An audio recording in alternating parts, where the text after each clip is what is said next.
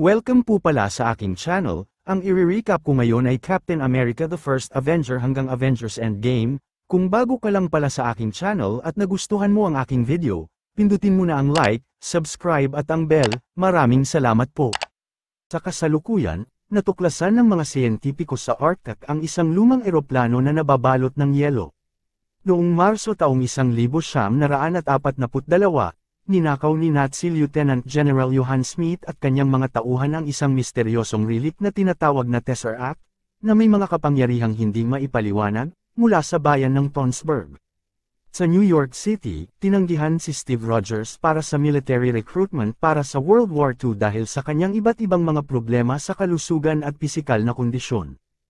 Habang nag-attend ng isang eksibisyon ng mga teknolohiyang panghinaharap kasama ang kanyang best friend na si James, Bucky, Barnes, sinubukan muli ni Rogers na mag-enlist.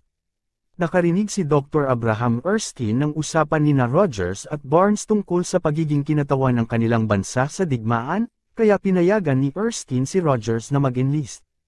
Siya ay kinuha sa Strategic Scientific Reserve bilang bahagi ng eksperimento ng Super Soldier, under nina Erskine, Colonel Chester Phillips, at British MI6 agent na si Peggy Carter.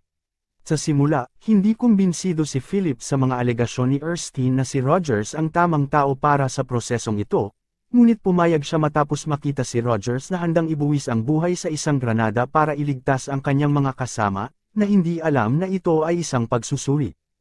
Noong gabi bago ang treatment, ipinaalam ni Erskine kay Rogers na nauna nang sumailalim sa proseso si Smith at may permanenteng epekto ito sa kanya. Si Smith at si Dr. Arnim Zola ay kinuha ang enerhiya ng Tesseract, layuning gamitin ang kapangyarihan para sa mga imbensyon ni Zola, at maglunsad ng isang pagsalakay na magbubukas ng bagong yugto sa mundo. Natuklasan ni Smith ang kinaroroonan ni Erskine at nagpadala ng assassin na si Heinz Kruger upang patayin siya. Isinailalim ni Erskine si Rogers sa Super Soldier treatment, sa pamamagitan ng pag-iniksyon ng espesyal na serum at pagsasailalim sa kanya sa Vita-Rays. Pagkatapos ng eksperimento, lumabas si Rogers na mas matangkad at mas malakas, ngunit pinatay ng assassin na si Kruger si Erskine at tumakas na may dalang isang vial ng serum. Tinutukan ni Rogers si Kruger at nahuli ito, ngunit iniiwasan ng assassin ang pagsasalaysay sa pamamagitan ng pagpapakamatay gamit ang isang cyanide capsule. Sa pagkamatay ni Erskine at pagkawala ng Super Soldier formula nito, si US Senator Brandt ay nag-utos na lumibot si Rogers sa buong bansa bilang Captain America, upang mag-promote ng war bonds habang iniaaral siya ng mga siyentipiko at sinusubukang ibalik ang formula. Noong 1943, habang nagtotour sa Italia at nagpe-perform para sa aktibong mga sundalo, natuklasan ni Rogers na nawawala ang unit ni Barnes sa isang laban-laban sa mga puwersa ni Smith. Hindi siya pumayag na maniwala na patay na si Barnes, kaya't pinapayag ni Rogers si Carter at si Howard Stark na dalhin siya sa base ng kalaban para magtangkang iligtas ang kaibigan. Pumasok si Rogers sa kuta ng Hydra Division ni Smith, kung saan iniligtas niya si Barnes at ang iba pang mga bihag. Nilabanan ni Rogers si Smith, na nagtanggal ng maskara upang ipakita ang kanyang pula at kalansay na anyo, na nagdulot sa kanya ng pangalang The Red Skull. Nakatakas si Smith at bumalik si Rogers sa base kasama ang mga iniligtas niyang mga sundalo. Nag-recruit si Rogers ng mga kasama tulad nina Barnes, Dum-Dum Dugan, Dave Jones, Jim Morita, James Montgomery Falsworth, at Jax Dernier upang atakihin ang iba't ibang kilalang mga base ng Hydra. Pinasuot ni Stark si Rogers ng mga advanced na kagamitan, lalo na ang shield na gawa sa vibranium, isang bihirang at halos hindi mapinsalang metal. Sinira ng grupo nina Rogers ang iba't ibang mga operasyon ng Hydra, habang nagsisimula naman silang magka-developan ni Carter. Noong 1945, nilusob ng team ang isang tren at inaresto si Zola. Nagtagumpay sina Rogers at Jones sa pagkakahuli kay Zola, ngunit nahulog si Barnes mula sa tren. Gamit ang impormasyon na nakuha kay Zola, natukoy ang huling base ng Hydra, pinangunahan ni Rogers ang pagsalakay upang pigilan si Smith na gamitin ang mga armas sa mga malalaking lungsod sa Amerika. Sumakay si Rogers sa eroplano ni Smith habang ito'y umaandar. Sa kalagitnaan ng laban, nasira ang lalagyan ng Tesseract. Hinawakan ni Smith ng pisikal ang Tesseract, na nagdulot sa kanya na higupin papuntang kalawakan sa pamamagitan ng isang portal. Sa sobrang init, ang Tesseract ay nabutas ang eroplano at nahulog sa karagatan. Dahil wala ng paraan para patigilan ang eroplano nang hindi magreresulta sa pagsabog ng mga armas nito, nagradyo si Rogers kay Carter at nagpaalam sa kanya bago bumagsak ito sa Arctic. Nakuha ni Stark ang Tesseract mula sa ilalim ng karagatan ngunit hindi makita si Rogers o ang eroplano, at iniisip na patay na siya. Si Rogers ay nagising sa isang kwarto ng ospital na may itsurang 1940s.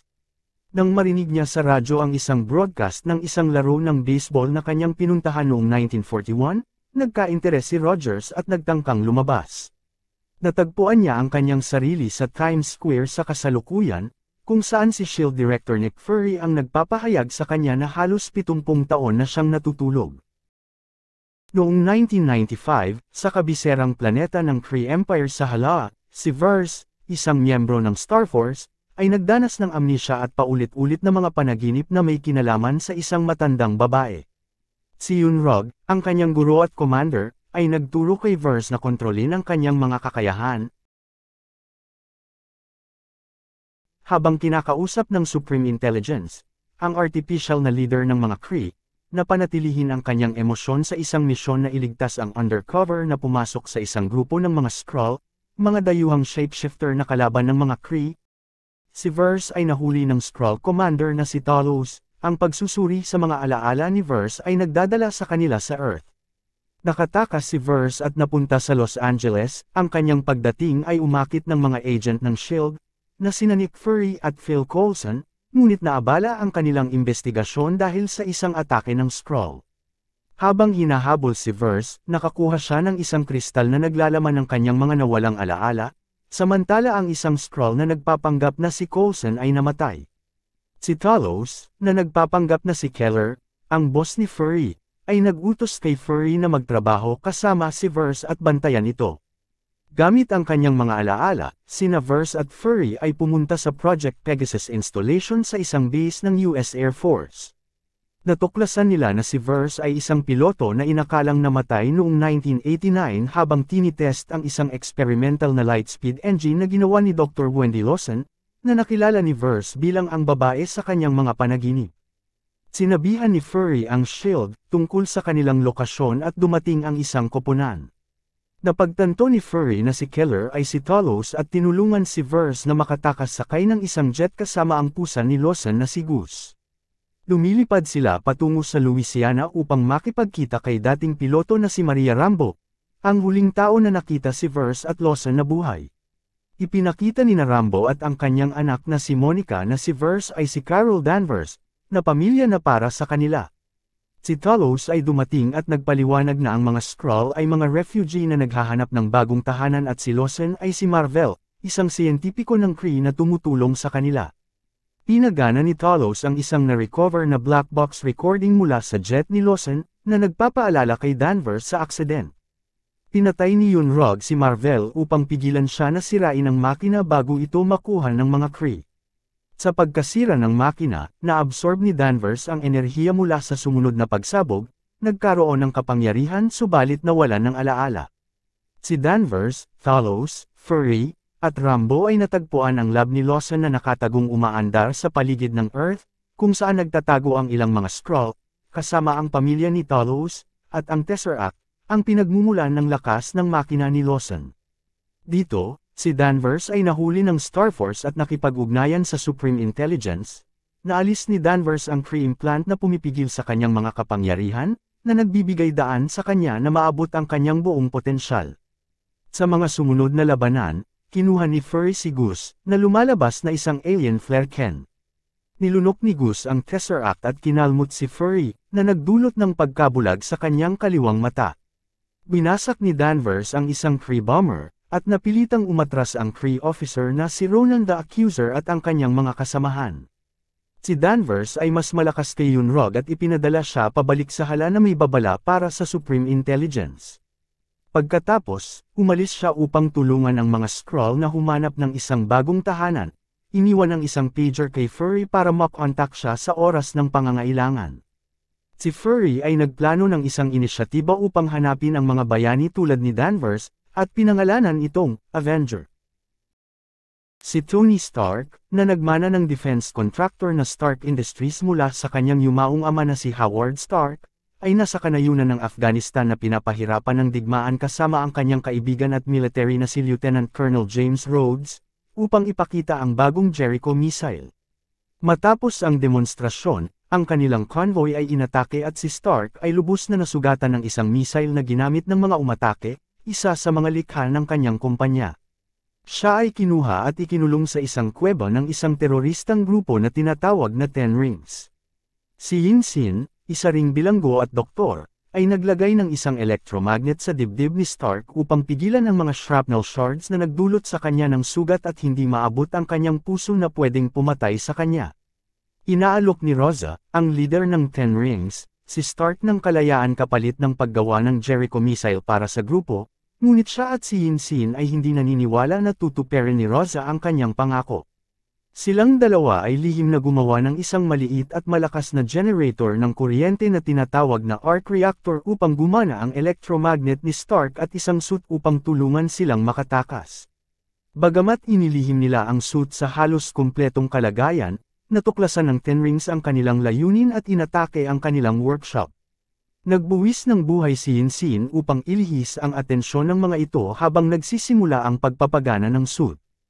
Lumaban ang armadong si Stark upang makalabas ng kuweba at nakita ang nanghihina na si Yinsin, pagkatapos ay sinunog ang mga armas ng Ten Rings at lumipad palayo, ngunit bumagsak ito sa disyerto at nasira ang suit.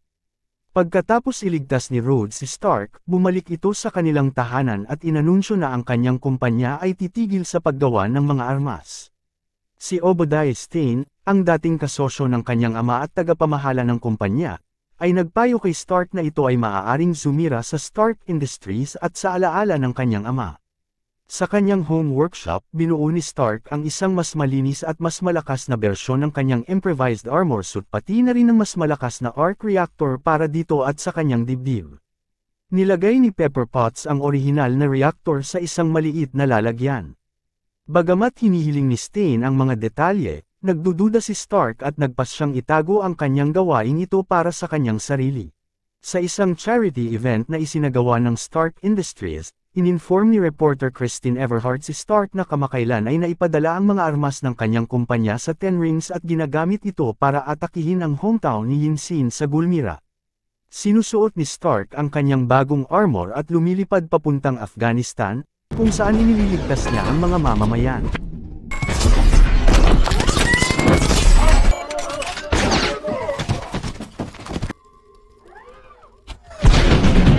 Habang lumilipad pa uwi, inatake si Stark ng dalawang F-22 Raptors. Nagpapakilala siya ng kanyang lihim na pagkatao kay Rhodes sa telepono na isang hakbang para tapusin ang atake. Samantala, kinokolekta ng Ten Rings ang mga piraso ng prototype suit ni Stark at nagkakasundo sila kay Stane, na nagbebenta ng armas sa Ten Rings at nag-organisa ng isang coup para pumalit kay Stark bilang CEO ng Stark Industries sa pamamagitan ng pag-hire sa Ten Rings upang patayin siya. Pinadala niya si Rosa sa kanyang hukbo at pinapatay ang mga ito. Nagpagawa si Stane ng isang malupit na bagong suit mula sa mga parte ng lumang suit. Upang subaybayan ang mga ilegal na pagpapadala ng kanyang kumpanya, pinadala ni Stark si Potts upang mag-hack sa kanilang database. Natuklasan niya na inirente ni Stane ang Ten Rings upang patayin si Stark, ngunit nagbago ang plano ng grupong ito nang malaman nilang diretsyo nilang makukuha ang mga armas ni Stark. Nagkita si Potts at Agent Phil Coulson ng SHIELD, isang ahensyang pang-istihensya, upang ipaalam sa kanya ang mga gawain ni Stane.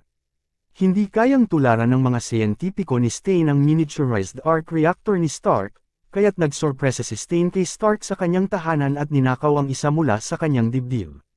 Nakagawa si Stark na palitan ito gamit ang kanyang orihinal na reactor. Sinubukan ni Potts at ilang mga ahente ng SHIELD na arestuhin si Stane, ngunit sinuot niya ang kanyang suit at inatake sila.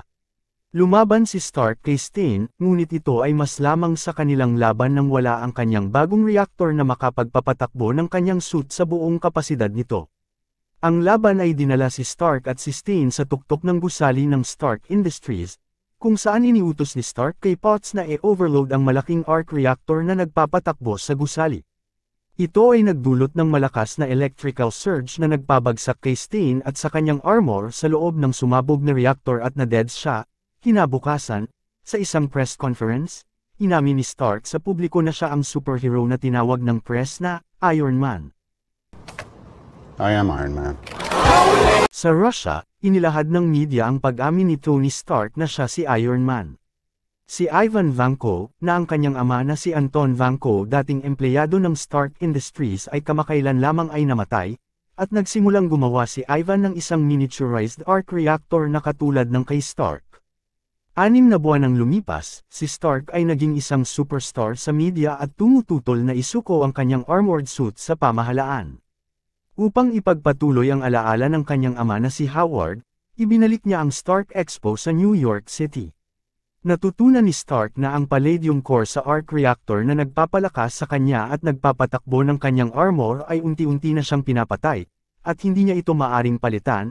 Tumitindi ang kanyang pagiging pavaya at pagiging malungkot tungkol sa kanyang nalalapit na kamatayan, at hindi niya pinagsasabihan ang sinuman tungkol sa kanyang kalagayan. Itinalaga ni Stark ang kanyang assistant na si Pepper Potts bilang CEO ng Stark Industries at nag-hire ng empleyadong si Natalie Rushman para maging kapalit ni Potts bilang kanyang assistant.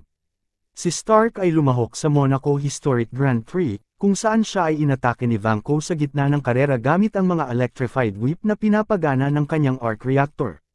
Sinusuot ni Stark ang kanyang armor at nilabanan si Vanko, ngunit ang suit ay lubos na nasira. Ipinapaliwanag ni Vanko na nais niyang patunayan sa mundo na si Iron Man ay may katapat. Namangha sa kanyang performance, nag-set up si Justin Hammer, ang karibal ni Stark na palayain si Vanko. Ang pagkamatay ni Vanko habang inilalabas siya sa bilangguan at hiniling na gumawa siya ng isang linya ng armored suits upang malampasan si Stark, bagaman napagpasyahan ni Vanko na ang mga unmanned drones ang mas magandang ideya. Sa paniniwala niya na ito na ang kanyang huling birthday party, nalasing si Stark habang nakasuot ng Iron Man suit, sinubukan siyang pigilan ni James Rhodes, ang kanyang pinakamatalik na kaibigan at US Air Force Lieutenant Colonel. Ang kanilang alitan ay nauwi sa patas na laban, at kinumpisto ni Rhodes ang armor para sa US Air Force. Si Nick Fury, ang director ng SHIELD, ay lumapit kay Stark, inilantad na si Rushman ay si Agent Natasha Romanoff, at si Howard Stark ay ang founder ng SHIELD na kilala ni Fury ng personal. Ipinaliwanag ni Fury na ang ama ni Vanko at si Stark ay nag-imbento ng arc reactor ng magkasama, ngunit nang subukan ni Anton na ito'y ipagbili, ipinadeporte ito ni Stark, pinadala ng mga Soviet si Anton sa Gulag. Ibinigay ni Fury kay Stark ang ilang material na galing sa ama nito. Sa isang diorama ng 1974 Stark Expo, natagpuan ni Stark ang diagram ng atomic structure ng isang bagong elemento. Sa tulong ng kanyang AI na si Jarvis, natuklasan ni Stark na ito ay maaaring pumalit sa kasalukuyang palladium core ng kanyang arc reactor, at matagumpay itong naisasalaysay. Nang malaman niyang buhay pa si Vanko, pumunta siya sa expo ni Hammer. Habang inilalabas ni Hammer ang mga armored drones ni Vanko, sila ay pinamumunuan ni Rhodes na may malaking armas at tinawag na war machine. Sa oras na dumating si Stark upang balaan si Rhodes, let's not do this right now. Give him a whiff. kinuha ni Vanko ang control ng lahat ng mga drone at ang armor ni Rhodes, at inatake si Stark. Nahuli si Hammer sa pagpapalaya kay Vanko mula sa bilangguan habang sina Romanoff at ang bodyguard ni Stark na si Happy Hogan ay humabol kay Vanko sa pabrika ni Hammer. Nakatakas si Vanko, ngunit ibinalik ni Romanoff ang control ni Rhodes sa kanya. Magkasama, tinalo ni Stark at Rhodes si Vanko at ang kanyang mga drone. Namatay si Vanko sa pamamagitan ng pagpapasabog ng kanyang suit kasama ang mga talunang drone. Sa isang pag-uusap, ipinaalam ni Fury kay Stark na dahil sa kanyang mahirap na personalidad, ang SHIELD ay nagnanais na gamitin lamang siya bilang isang konsultant. Si Stark at Rhodes ay tumanggap ng mga medalya para sa kanilang kabayanihan. Si Odin, hari ng Asgard, nagsagawa ng digmaan laban sa mga Frost Giant ng Jotunheim at sa kanilang pinuno na si Lao Fei, upang pigilan sila na sakupin ang Nine Realms, simula sa Earth. Nagtagumpay ang mga mandirigmang Asgardian sa pakikipaglaban sa mga Frost Giant at kinuha ang pinagmumulan ng kanilang kapangyarihan, ang Casket of Ancient Winters. Sa kasalukuyan, si Thor, anak ni Odin, na maging susunod na hari ng Asgard, ngunit naudlot ito nang sumubok ang mga Frost Giants na kuhanin ang casket, sa tulong ng kanyang kapatid na si Loki na palihim na pinaunlakan ang kanilang pag-atake. Laban sa kautusan ni Odin, pumunta si Thor sa Jotunheim upang harapin si Laufey, kasama si Loki, ang kaibigang si Sif, at ang tatlong warriors na si Volstagg, Fandral, at Hogun. Naganap ang isang labanan hanggang sa dumating si Odin upang iligtas ang mga Asgardian, na nagdulot ng pagkasira ng delikadong kasunduan sa pagitan ng dalawang lahi. Dahil sa kayabangan ni Thor, inalis ni Odin ang godly power ng kanyang anak at ipinatapon ito sa Earth bilang isang mortal, kasama ang kanyang martilyo na Mjolnir, na ngayon ay protektado ng isang ensenyong nagpapahintulot lamang sa karapat-dapat na gamitin ito. Si Thor ay napunta sa New Mexico, kung saan natagpuan siya ng astrophysicist na si Dr. Jane Foster, ang kanyang assistant na si Darcy Lewis, at mentor na si Dr. Eric Selvig. Natuklasan ng mga lokal na tao ang Mjolnir, na agad kinuha ni SHIELD agent Phil Coulson bago pilit na kinuha ang mga data ni Foster tungkol sa wormhole na nagdala kay Thor sa Earth. Si Thor, matapos malaman ang kalapit na lokasyon ng Mjolnir, ay nagnanais na kunin ito mula sa pasilidad na itinayo ng SHIELD, ngunit hindi niya ito magawang buhatin at siya ay nadakip. Sa tulong ni Selvig, nakalaya siya at tinanggap ang kanyang pagpapatapon sa Earth habang nabuo ang pagmamahal kay Foster. Natuklasan ni Loki na siya ay tunay na anak ni Laufey, inampun lamang ni Odin matapos ang digmaan. Hinarap ni Loki si Odin, na pagod at bumagsak at nakatulog, tinatawag na Odin Sleep, upang manumbalik ang kanyang lakas. Kinuha ni Loki ang trono sa halip na si Odin at nag-aalok kay Laufey ng pagkakataon na patayin si Odin at kunin ang casket. Si Sif at ang tatlong warriors, hindi masaya sa pamumuno ni Loki, ay nagtatangkang ibalik si Thor mula sa pagpapatapon, na nagpapakumbinsi kay Heimdall, ang tagabantay ng Bifrost, ang paraan ng paglalakbay sa pagitan ng mga mundo, na payagan silang pumunta sa Earth. Sa kanilang plano, pinasunod ni Loki ang Destroyer, isang tila hindi nasisirang automaton, upang habulin at patayin si Thor. Natagpuan ng mga mandirigma si Thor, ngunit inatake at tinalo sila ng Destroyer, na nagtulak kay Thor na ibuwis ang sarili. Inatake ng Destroyer at halos mamatay, napatunayan ni Thor ang kanyang karapat-dapat na gamitin ang Mjolnir sa pamamagitan ng kanyang sakripisyo. Ang martilyo ay bumalik sa kanya, ibinalik ang kanyang mga kapangyarihan, at nagawa niyang talunin ang Destroyer, hinalikan niya si Foster at nangakong babalik, umalis siya kasama ang kanyang mga kapwa Asgardian upang harapin si Loki. Sa Asgard, trinaydor at pinatay ni Loki si Laufey. Dumating si Thor at ibinunyag ni Loki ang kanyang plano na sirain ang Jotunheim gamit ang Bifrost Bridge.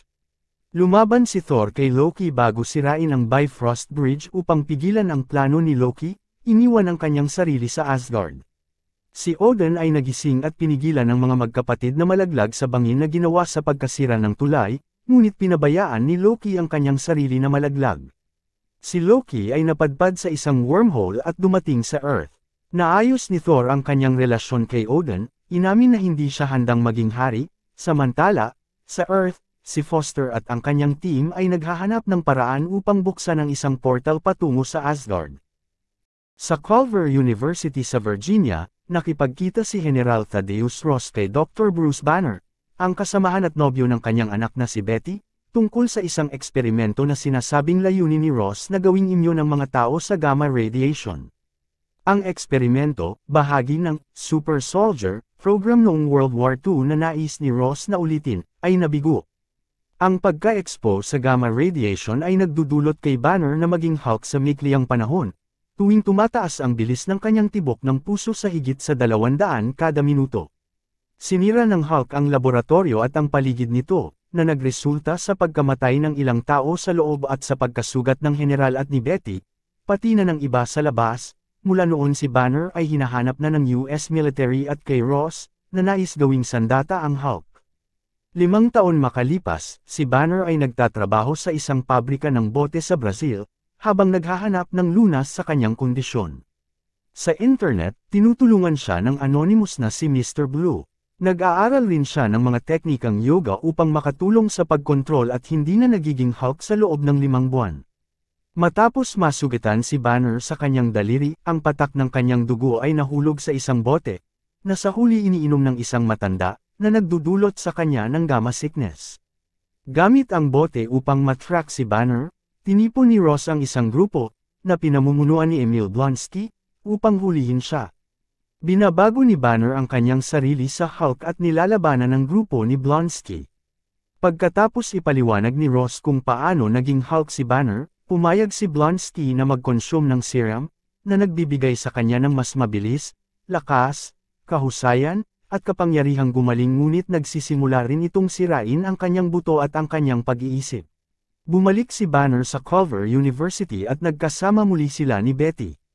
Inatake muli si Banner ni Ross at ng grupo ni Blonsky dahil ipinagbigay alam ng boyfriend ni Betty na si Leonard Samson kung nasaan si Banner, na naging sanhi upang muling maging Hulk si Banner. Ang laban sa labas ng universidad ay nagsilbing walang kabuluhan para sa puwersa ni Ross, at umatras sila, bagaman si Blonsky, na ang katinoan ay naglalaho, ay umatake at nanglalait sa Hulk. Sobrang sinaktan ng Hulk si Blonsky at tumakas kasama si Betty. Pagkatapos maging normal si Banner, sila ni Betty ay nagtago, at nakipag-ugnayan si Banner kay Mr. Blue, na inuudyok silang makipagtagpo sa kanya sa New York City. Si Mr. Blue ay si cellular biologist Dr. Samuel Stearns, na sinasabi kay Banner na nagdevelop siya ng posibleng antidote sa kondisyon ni Banner. Matapos ang isang matagumpay na pagsusuri, binalaan si Banner na maaaring baligtarin lamang ng antidote ang bawat pagbabago. Inihayag ni Stearns na sinanay niya ang mga sample ng dugo ni Banner, na ipinadala ni Banner mula sa Brazil, sa isang malaking supply, upang gamitin ang walang hanggang potensyal nito sa medisina. Takot na mapunta ang kapangyarihan ng Hulk sa mga kamay ng militar, nais ni Banner na sirain ang supply ng dugo. Nakabangon si Blonsky at sumali sa grupo ni Ross para sa pangatlong pagtatangkang hulihin si Banner. Tagumpay sila, at dinala si Banner at si Betty sa isang helicopter. Nanatili si Blonsky at iniutos kay Stearns na itusok sa kanya ang dugo ni Banner, sapagkat nais niyang magkaroon ng kapangyarihan ng Hulk. Ang eksperimento ay nag-mutate kay Blonsky at naging Abomination, isang nilalang na mas malaki at mas malakas kaysa sa Hulk. Sinugod niya si Stearns na nakakuha ng dugo ni Banner sa sugat sa kanyang noo, na nagdulot sa kanya ng pagmumula. Ang Abomination ay nagwala, na-realize ni Banner na ang Hulk lamang ang makakapigil sa Abomination, at nagpapaliwanag kay Ross na palayain siya. Bumaba siya mula sa helicopter ni Ross at nag-transform pagkatama sa lupa, sa labanan, na nagsi-Hulk at sinakal ang Abomination gamit ang kadena na halos mawala na ito ng buhay, ngunit pinagbigyan niya itong mabuhay nang marinig ang pakikiusap ni Betty at iniwan ang Abomination sa grupo ni Ross para maaresto. Pagkatapos ng isang mapayapang sandali kay Betty, tumakas ang Hulk. Isang buwan pagkatapos, si Banner ay nasa Bella Coola, British Columbia. Sa halip na pigilan ang kanyang pag-transform, sinimulan niya ito sa isang kontroladong paraan at may ngiti. Ang Asgardian na si Loki ay nakatagpo ang The Other, ang leader ng isang extraterrestrial na lahi na kilala bilang ang Chitauri. Bilang kapalit ng pagsusumikap na mabawi ang Tesseract, ipinapangako ng The Other kay Loki ang isang hukbo na magagamit niya upang sakupin ang Earth. Si Nick Fury, ang direktor ng ahensyang SHIELD, ay dumating sa isang lugar ng pananaliksik, kung saan si Dr. Eric Selvig ay nagtataguyod ng isang pangkat na nagsasagawa ng eksperimento sa Tesseract. Ang Tesseract ay biglang nag-activate at nagbukas ng wormhole, na nagbibigay daan kay Loki na makarating sa Earth. Si Loki ay kinuha ang Tesseract at ginamit ang kanyang scepter upang kontrolin si Selvig at iba pang mga ahente, kabilang si Clint Barton, upang tulungan siya. Bilang tugon, isinulong ni Fury ang Avengers Initiative. Ang ahenteng si Natasha Romanoff ay nagpunta sa Kolkata upang makuhang maging kasapi si Dr. Bruce Banner na subaybayan ang Tesseract sa pamamagitan ng kanyang mga emissions ng gamma radiation. Si Fury ay pinuntahan si Steve Rogers upang kunin ang Tesseract, at ang ahenteng si Phil Coulson ay bumisita kay Tony Stark upang siya'y suriin ang pananaliksik ni Selvig. Si Loki ay nasa Stuttgart, kung saan si Barton ay nagnakaw ng iridium na kailangan upang ma-stabilize ang kapangyarihan ng Tesseract, na nagdulot ng pagkikita nila ni Rogers, Stark, at Romanoff na nagtapos sa pagsuko ni Loki. Habang inililipat si Loki sa SHIELD, Dumating ang kanyang kapatid na si Thor at pinalaya siya.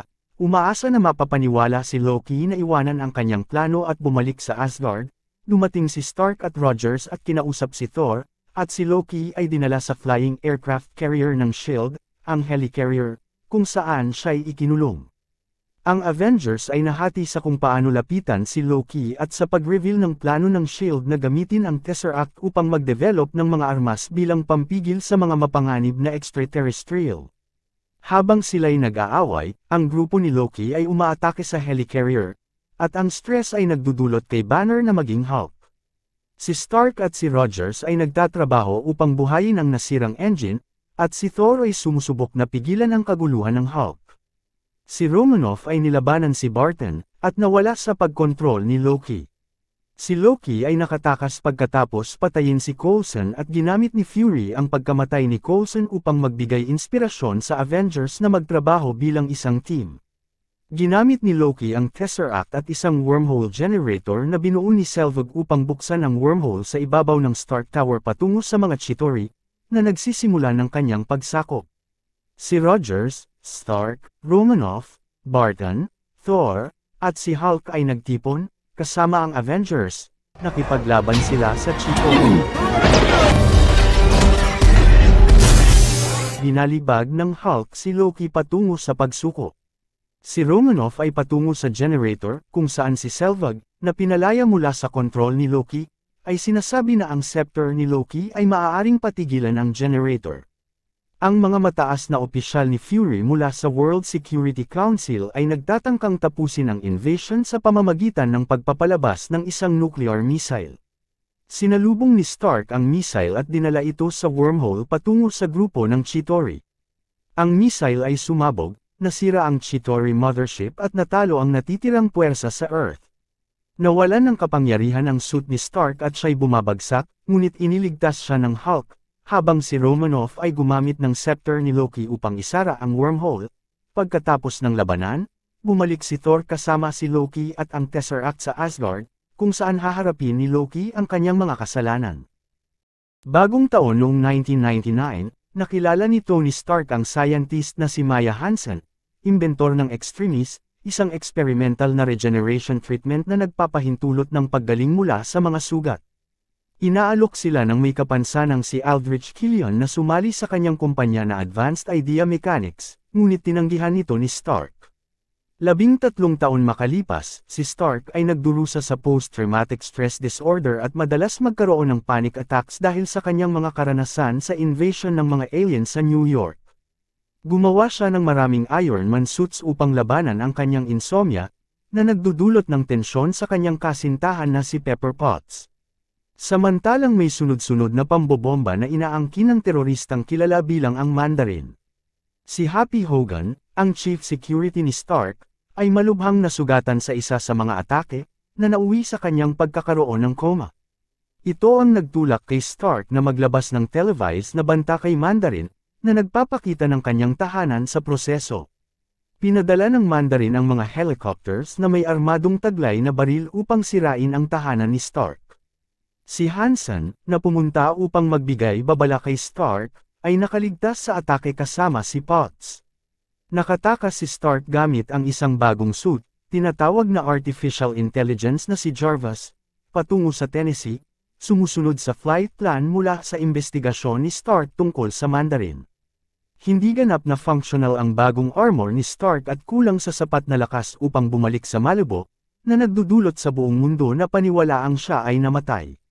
Sa tulong ni Harley Keener, isang bata, iniimbestigahan ni Stark ang mga labi ng pagsabog na may tatak ng isang atake ng Mandarin, bagaman nangyari ito ilang taon bago ang anumang atake ng terorista. Natuklasan niya na ang pambobomba ay mga sundalong isinailalim sa Extremis na ang katawan ay hindi tinatanggap ang treatment. Ang mga pagsabog na ito ay maling inuugma sa isang teroristang plano upang takpan ang mga depekto ng Extremis. Nakakita si Stark ng Extremis nang atakihin siya ng mga ahente ng Mandarin na sina Saven at Brandt, pinatay ni Stark si Brandt at nilabanan si Saven. Samantalang si Killian ay bumabalik at kinidnap si Potts sa tulong ni Hansen. Patuloy ang American Intelligence Agency sa paghahanap sa Mandarin, si James Rhodes dating War Machine, ngayon ay kilalang Iron Patriot ay nahulog sa isang trap para nakawin ang kanyang armor. Sa pag-trace kay Mandarin sa Miami, pumasok si Stark sa kanyang headquarters gamit ang mga improvised weapons. Sa loob, natuklasan niya na si Mandarin ay isang English actor na ang pangalan ay Trevor, na walang kamalayan sa mga gawain. Pagkatapos nito, si Killian ay nahuli si Stark. Ibinunyag niya na isinailalim niya si Potts sa Extremis na may pag-asa na tutulong si Stark na ayusin ang mga depekto ng Extremis habang sinusubukan na iligtas siya. Nang i-trader ni Hansen si Killian sa pamamagitan ng pagbanta sa kanyang mga operasyon, pinatay siya ni Killian. Nakatakas si Stark at nakipagkita siya kay Rhodes, kung saan natuklasan niyang si Killian ay may plano na atakihin si President Ellis sa Air Force One, gamit ang Iron Patriot, na kontrolado ni Savon. Pinatay ni Stark si Savon, iniligtas ang mga pasahero at crew, ngunit hindi niya napigilan si Killian na dakpin si Ellis. Sa isang oil tanker na sira, plano ni Killian na patayin si Ellis sa live television.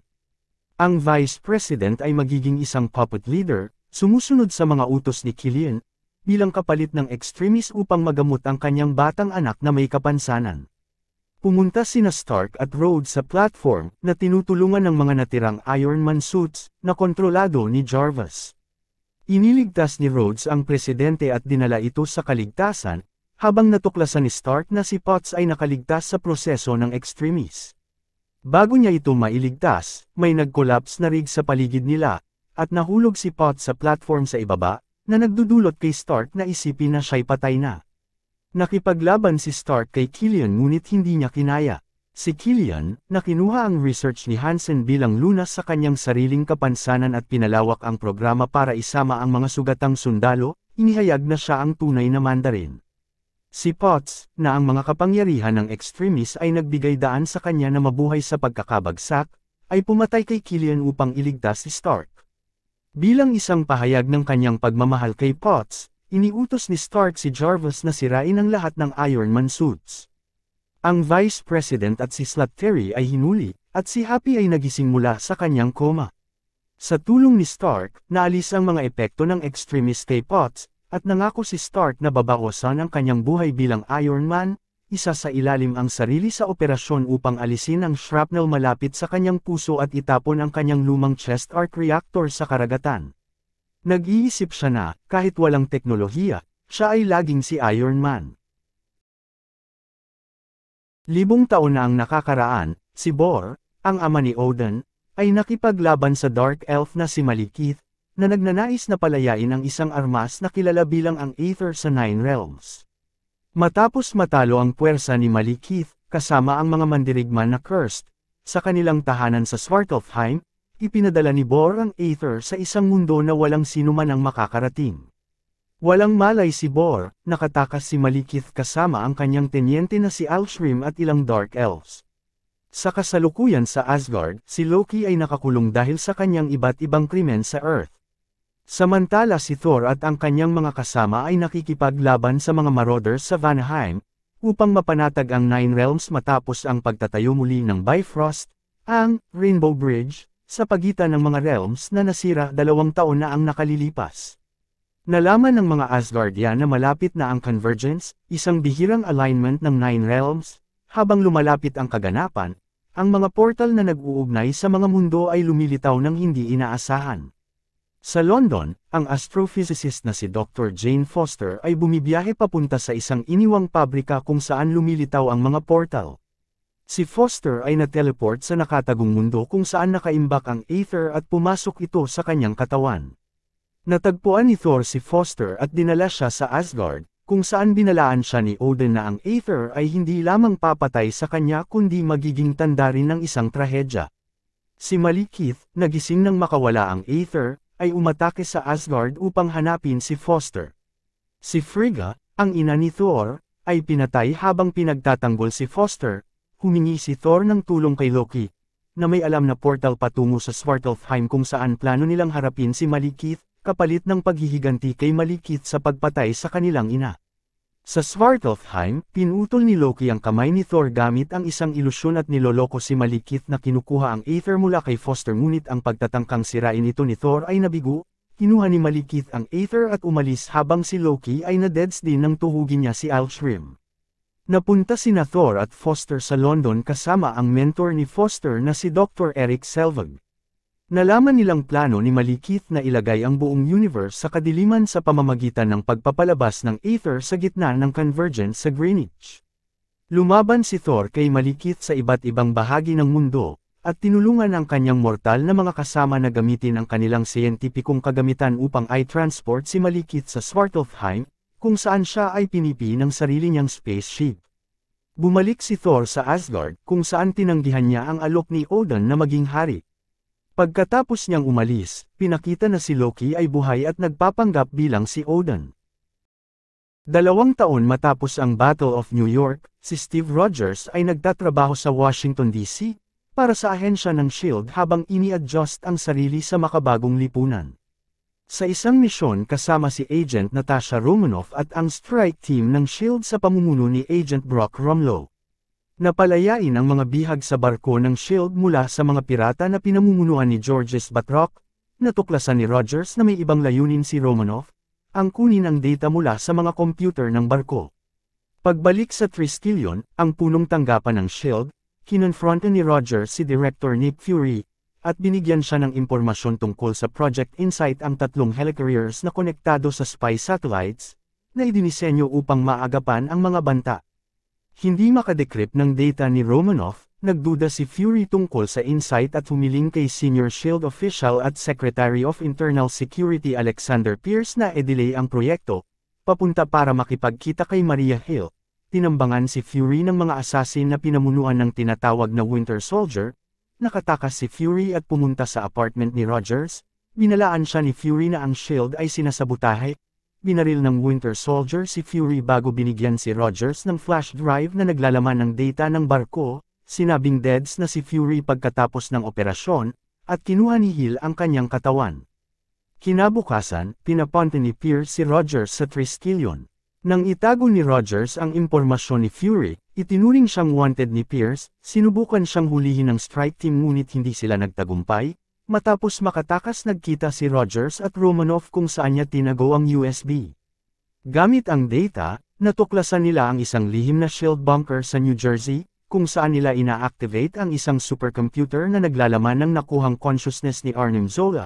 Sinabi ni Zola sa kanila na pagkatapos siyang mabihag ni Rogers noong World War II, siya ay na-recruit sa SHIELD, kung saan sekretong bumuo sila ng Hydra, nagpapakalat ng kaguluhan upang isuko ng mga tao ang kanilang kalayaan kapalit ng seguridad, gamit ang Winter Soldier bilang kanilang pangunahing assassin. Nakaligtas ang dalawa nang masira ang bunker ng isang missile ng SHIELD, at napagtanto na si Pierce ang leader ng Hydra sa loob ng SHIELD, humingi ng tulong ang dalawa sa dating USAF carry rescueman na si Sam Wilson, na kaibigan ni Rogers, at nakakuha ng isang wingpack na ginamit ni Wilson habang siya ay nasa Air Force. Sinama nila si Jasper Sitwell, isang mole ng Hydra, na pinaalam sa kanila na si Zola ay nag-develop ng data mining algorithm na maaaring makilala ang mga tao na maaaring maging banta sa Hydra. Ang mga Insight helicarriers ay lilibot sa mundo, gamit ang mga satellite-guided na baril upang dispatchahin ang mga ito. Pinatay si Sitwell sa isang ambush ng Winter Soldier, na nakilala ni Rogers bilang si Bucky Barnes, ang kanyang matagal ng kaibigan na inakalang patay na, siya'y nakaligtas dahil sa eksperimento ni Zola at siya'y paulit-ulit na na-brainwashed at cryogenically frozen upang gampanan ang mga misyon ng Hydra. Nagawang i-extract ni Hill ang 3 sa isang safe house kung nasaan si Fury, na nagpapanggap na deads, ay nagplano na sabutahin ang helicarriers sa pamamagitan ng pagpapalit ng kanilang mga controller chips. Pagdating ng mga miyembro ng World Security Council para sa launch ng helicarriers, ibinulgar ni Rogers ang plano ng Hydra sa lahat sa Triskelion. Si Romanoff, na nagpapanggap bilang isa sa mga miyembro ng Council, ay nagdisarma kay Pierce. Dumating si Fury at pinilit si Pierce na buksan ang database ng SHIELD upang si Romanoff ay mag-leak ng classified na impormasyon na naglalantad sa Hydra sa publiko. Matapos ang isang enkwentro, binaril ni Fury si Pierce. Sumugod si Rogers at Wilson sa 2 helicarriers at pinalitan ang mga controller chips. Ngunit sinira ni Barnes ang suit ni Wilson at nakipaglaban kay Rogers sa 3 helicarriers. Nanalo si Rogers at pinalitan ang huling chip, na control ni Hill ang mga helicarriers at tinarget ang isa't isa. Hindi nilabanan ni Roger si Barnes habang tinatangkang kunin ang kamay ng kanyang kaibigan, ngunit habang ang helicarriers ay bumangga sa gusali, bumagsak si Rogers sa tubig. Iniligtas siya ni Barnes habang si Rogers ay walang malay. Sa shield na nasa kaguluhan, humarap si Romanoff sa isang subcommittee ng Senado upang ipagtanggol ang kanyang sarili at si Rogers sa mga nangyari. Samantala, si Fury, sa ilalim ng pagpapanggap sa kanyang pagkamatay, ay pumunta sa Eastern Europe upang puntahan ang natirang cells ng Hydra. Nagsanib puwersa sina Rogers at Wilson upang hanapin si Barnes, habang si Rumlow, na dating Hydra agent, ay na-hospital matapos ang pagkasira ng Triskelion. Noong 1988, pagkatapos mamatay ng kanyang ina, ang batang si Peter Quill ay dinukot mula sa Earth ng mga Ravager, isang grupo ng mga magnanakaw at smuggler na pinamumunuan ni Yondu Udonta. Noong 2014, sa abandonadong planeta ng Morag, kinuha ni Quill ang isang misteryosong orb, ngunit inatake ng mga puwersa ng Kree renegade na si Ronan the Accuser na pinamumunuan ni Korath. Bagamat nakatakas si Quill dala ang orb, natuklasan ni Yondu ang kanyang ginawa at naglabas ng bounty para sa kanya, samantalang si Ronan ay nagpadala ng assassin na si Gamora para kunin ang orb. Nang si Quill ay subukan ibenta ang orb sa Xandar, ang kabisera ng Nova Empire, inatake siya ni Gamora at kinuha ang orb. Sumiklab ang laban, at nagtulungan sina Rocket at Groot, isang raccoon na genetically at cybernetically modified, at isang humanoid na may anyong puno. Hinuli sila ng mga opisyal ng Nova Corps at ipinakulong sa bilangguan ng Kelm. Ang isang bilanggo doon, si Drax the Destroyer, ay sumubok na patayin si Gamora dahil sa kanyang koneksyon kay Ronan, na pumatay sa kanyang asawa at anak. Na-convince ni Quill si Drax na si Gamora ang makakapagdala kay Ronan sa kanya, bagaman inihayag ni Gamora na siya ay nagtaksil kay Ronan, ayaw niyang gamitin ni Ronan ang kapangyarihan ng orb. Sa pag-aaral na plano ni Gamora na ipagbili ang orb sa Collector, si Quill, Rocket, Groot, at Drax ay tumulong kasama siya upang makatakas sa Kelm gamit ang sasakyang Milano ni Quill. Nakipagkita si Ronan sa adoptive father ni Gamora na si Thanos, upang pag-usapan ang kanyang pagtataksil.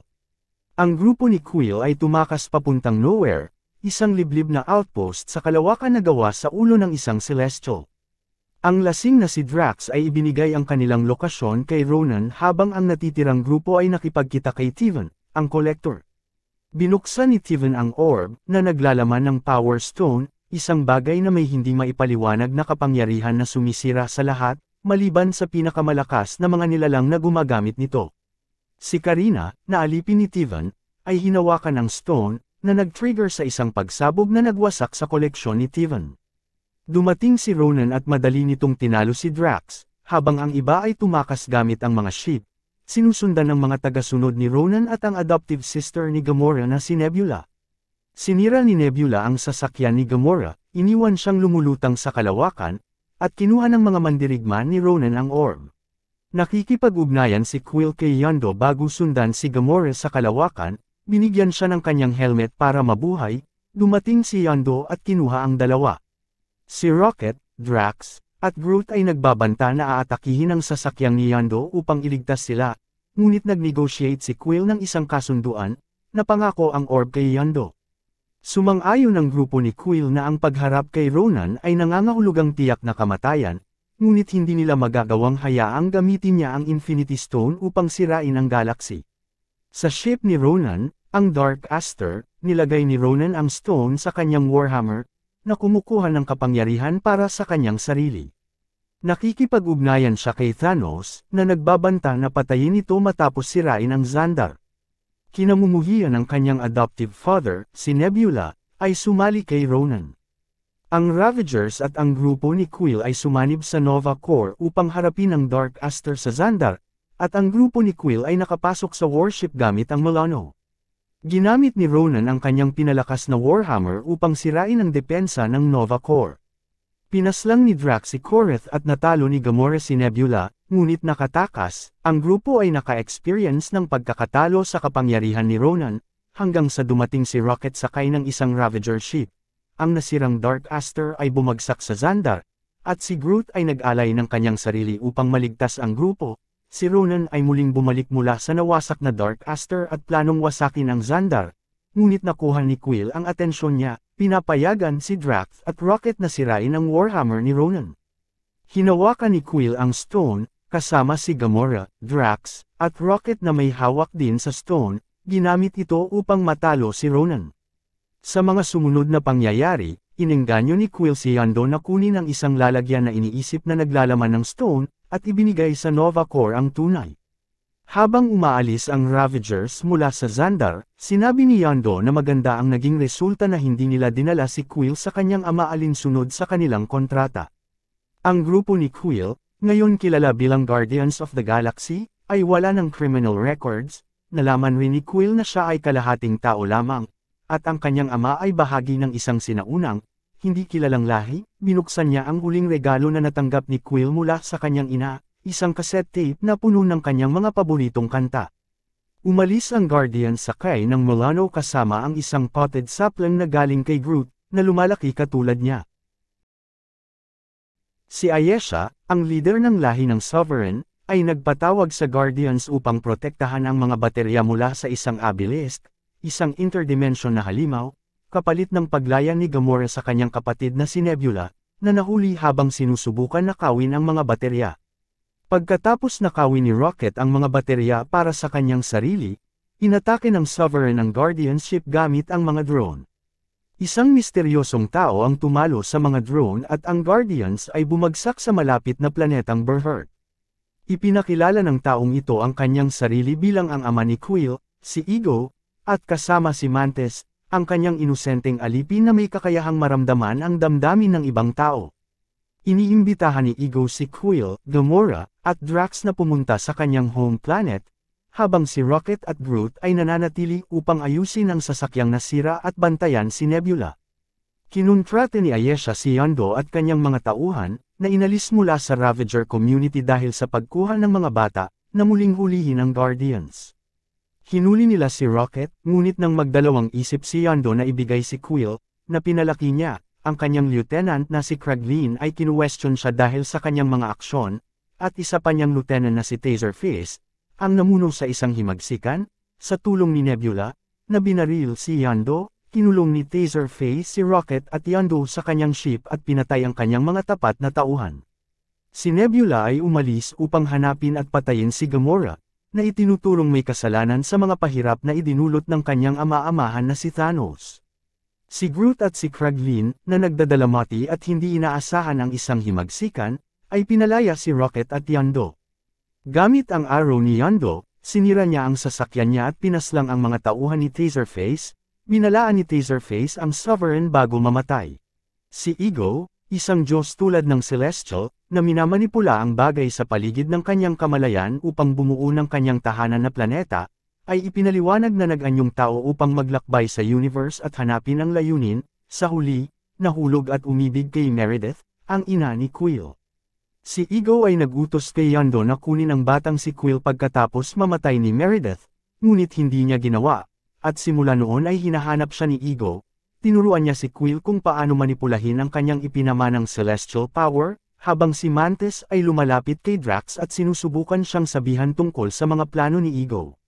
Dumating si Nebula sa planeta ni Ego at sinubukang patayin si Gamora, ngunit nagkaayos sila at bumuo ng isang alyansa, at madali nilang natuklasan ang isang kuweba na puno ng mga labi ng tao. Brainwash ni Ego si Quill at sinabi ang kanyang totoong plano na iniwan niya ang kanyang binhi sa libu-libong mundo na maaaring mabuo katulad niya, ngunit tanging ang kapangyarihan ng dalawang Celestials lamang ang maaaring mag-activate sa kanila. Sa layunin na ito, binuntis niya ang maraming babae at nag-utos kay Yondu na kunin ang kanilang mga anak, ngunit pinatay sila kapag hindi namana ang kanyang celestial power. Nakontra ni Quill ang impluensya ni Ego nang ibunyag ni Ego na siya ang nagbigay kay Meredith ng sakit na pumatay sa kanya. Pagkatapos marinig ni Quill inatake niya si Ego, kinukunan si Quill ng enerhiya ni Ego upang i-activate ang mga binhi, na nagsisimula ng kumalat sa mga mundo.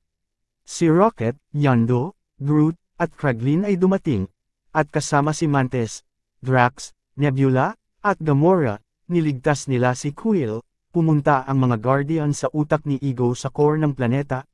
Habang dumarating ang mga drone ng Sovereign at umaatake, gumawa si Rocket ng bomba gamit ang mga ninakaw na baterya, na ilalagay ni Groot sa utak ni Ego. Venus! Look out! Ginamit ni Quill ang kanyang natuklasang celestial powers upang labanan si Ego, para madistract ito para ang ibang Guardians at si Mantis ay makatakas. Sumabog ang bomba, pumatay kay Ego at sa planeta, at si Quill ay nawala na rin ang kanyang celestial powers. Inialay ni Yondu ang kanyang sarili upang iligtas si Quill at namatay sa kalawakan. Bagamat nagkaayos na sila ni Gamora, pinili ni Nebula na umalis at ituloy ang kanyang misyon na patayin si Thanos. Ang Guardians, kasama si Mantis bilang bagong miyembro, ay nagdaos ng libing para kay Yondu. Tuwang-tuwa si Rocket at si Kraglin nang dumating ang dosenang mga Ravager ship, na kinikilala ang sakripisyo ni Yondu at tinatanggap siya bilang Ravager muli. Sa bansang silangang Europe ng Sokovia, isinasagawa ng Avengers ang isang raid sa isang pasilidad ng Hydra, na pinamumunuan ni Baron Wolfgang von Strucker, na nagsasagawa ng eksperimento sa mga tao gamit ang scepter na dating hawak ni Loki. Nakatagpo sila ng dalawang test subjects ni Strucker, sina Pietro, na may superhuman speed at Wanda Maximoff na may telepathic at telekinetic na kakayahan, nahuli si Strucker, habang kinukuha ni Stark ang scepter ni Loki. Nakatuklas sina Stark at Banner ng isang artificial intelligence sa loob ng gem ng scepter, at lihim na nagpasya na gamitin ito upang makumplito ang Ultron na global defense program ni Stark. Si Ultron, na naniniwala na kailangang alisin niya ang humanity upang may salba ang Earth, ay tinalo ang AI ni Stark na si Jarvis at umaatake sa Avengers sa kanilang headquarters. Nakatakas na may dalang scepter, ginagamit ni Ultron ang mga resources sa Sokovia base ni Strucker upang ma-upgrade ang kanyang katawan at itayo ang isang army ng robot drones. Matapos paslangin si Strucker, nirecruit niya ang magkapatid, na itinuturong may kasalanan si Stark sa pagkamatay ng kanilang mga magulang dahil sa armas ng kanyang kumpanya. Pumupunta sa base ng arms dealer na si Ulysses Klaue sa Johannesburg upang kumuha ng vibranium, inatake ng Avengers si Ultron at ang magkapatid. Ngunit pinahihina sila ni Wanda sa mga nakakatakot na hallucination, dahilan para maging Hulk si Banner at nagwawala hanggang sa mapigilan siya ni Stark gamit ang kanyang anti-Hulk armor. Ang pandaigdigang reaksyon sa naganap na pinsala, at ang mga takot na ipinakita ni Wanda, ay nagtutulak sa koponan na magtago sa farmhouse ni Barton. Umalis si Thor upang kumonsulta kay Dr. Selvig tungkol sa apokaliptikong nakita niya sa kanyang hallucination. Dumating si Nick Fury at hinikayat ang grupo na bumuo ng plano upang pigilan si Ultron. Sa Seoul, ginamit ni Ultron ang scepter ni Loki upang maging alipin ang kaibigan ng koponan na si Helen Cho. Ginamit nila ang kanyang synthetic tissue technology, vibranium, at ang gem ng scepter upang gawing bagong katawan. Habang ini-upload ni Ultron ang kanyang sarili sa katawan, nagtagumpay si Wanda sa pagbasa ng kanyang isipan, natuklasan ang kanyang plano para sa extinction ng tao, lumaban ang Maximoffs kay Ultron. Lumaban si Rogers, Romanoff, at Barton kay Ultron at kinuha ang synthetic body, ngunit hinuli ni Ultron si Romanoff. Nag-aaway ang Avengers nang si Stark at Banner ay lihim na ini-upload si Jarvis. Bumalik si Thor upang tulungan sa pag-activate ng katawan, sa kanyang pangitain na ang gem sa noo nito ay ang Mind Stone, isa sa 6 na Infinity Stones, ang pinakamakapangyarihan sa lahat ng bagay. Nagtiwala sila kay Vision sa pag-angat sa martilyo ni Thor, ang Mjolnir. Kasama ng Avengers, pumunta si Vision at ang Maximoff sa Sokovia, kung saan ginamit ni Ultron ang natirang vibranium upang itayo ang isang makina upang itaas ang malaking bahagi ng lungsod, na may layuning ibaksak ito sa lupa upang magdulot ng pandaigdigang extinction. Lumaban ang Avengers laban sa army ni Ultron habang dumating si Fury sa isang helicarrier kasama si Maria Hill, James Rhodes, at mga ahente ng SHIELD upang e-evacuate ang mga mamamayan. Na-dead si Pietro nang iligtas niya si Barton mula kay Ultron, ang galit na si Wanda ay iniwan ang kanyang pwesto upang wasakin si Ultron, na nagbibigay daan sa kanyang drone na e-activate ang makina. Ang lungsod ay bumagsak, ngunit sina Stark at Thor ay nag-overload sa makina at nawasak ang malaking bahagi ng lupa. Sa kahulihang bahagi, ang Hulk, na ayaw mapahamak si Romanoff kasama niya, ay umalis sakay ng Quinjet, habang si Vision ay nakaharap at winasak ang huling natirang katawan ni Ultron. Sa huli, may bagong base ang Avengers na pinamumunuan ni Fury, Hill, Cho, at Selvig. Umalis si Thor papuntang Asgard upang malaman pa ang tungkol sa mga puwersa na inaakala niyang nagmanipula sa mga nagdaang pangyayari. Habang umalis si Stark at nagretiro si Barton, inihahanda ni na Rogers at Romanoff ang pagtuturo sa mga bagong Avengers, si Rhodes, Vision, Sam Wilson, at si Wanda. Noong 1989, nagbitiw ang siyentipikong si Hank Pym mula sa SHIELD matapos malaman ang kanilang pagsusumikap na gayahin ang kanyang Ant-Man shrinkang technology. Sa paniniwala na maaaring maging mapanganib ang teknolohiyang ito kapag tinularan, ipinangako ni Pym na itatago ito hanggang sa kanyang pagpanaw. Sa kasalukuyan, pinaalis si Pym mula sa kanyang kumpanya, ang Pym Technologies, ng kanyang anak na si Hope Van Dyne at dating estudyanteng si Darren Cross. Malapit nang maperpekto ni Cross ang kanyang sariling shrinkang suit, ang Yellow Jacket, na ikinababahala ni Pym.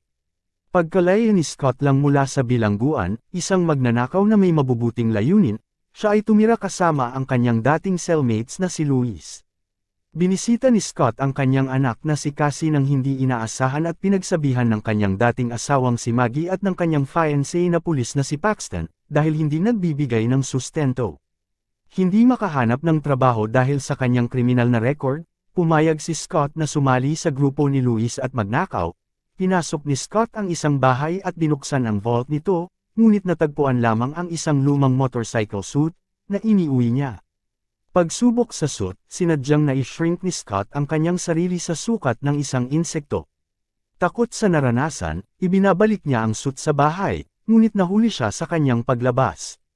Pumunta si Pym, ang may-ari ng bahay, sa kulungan at dinala ang suit sa kanyang selda upang tulungan siyang makalaya.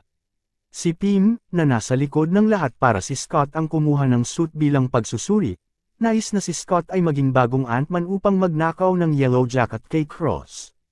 Minamanmanan si Cross at nalaman ang kanyang tunay na intensyon, tinuturuan ni na Hope at Pym si Scott na makipaglaban at kontrolin ang mga langgam. May sama ng loob si Hope kay Pym dahil sa kamatayan ng kanyang ina na si Janet. Sinabi ni Pym na si Janet, na kilala bilang Wasp, ay nawala sa quantum realm habang dini-disable ang isang Soviet nuclear missile noong 1987. Binalaan ni Pym si Scott na maaari siyang magdusa ng katulad na kapalaran kung lalabag siya sa regulador ng kanyang suit. Ipinadala sila upang magnakaw ng isang aparato na tutulong sa kanila, mula sa headquarters ng Avengers, kung saan siya'y maikliang nakipaglaban kay Sam Wilson. Nagtagumpay si Cross sa pagpapaperpekto ng Yellow Jacket at naghohost ng seremonya ng pagbubukas sa headquarters ng Pym Technologies. Si Scott, kasama ang kanyang grupo at isang grupo ng langgam na lumilipad, pumasok sa gusali habang ito'y nangyayari, sinabotahe ang mga server ng kumpanya, at naglagay ng bomba. Sa pagtatangkang nakawin ang Yellow Jacket, siya, kasama si Pym at Hope, ay nahuli ni Cross, na balak ibenta ang parehong Yellow Jacket at Ant-Man suit sa Hydra.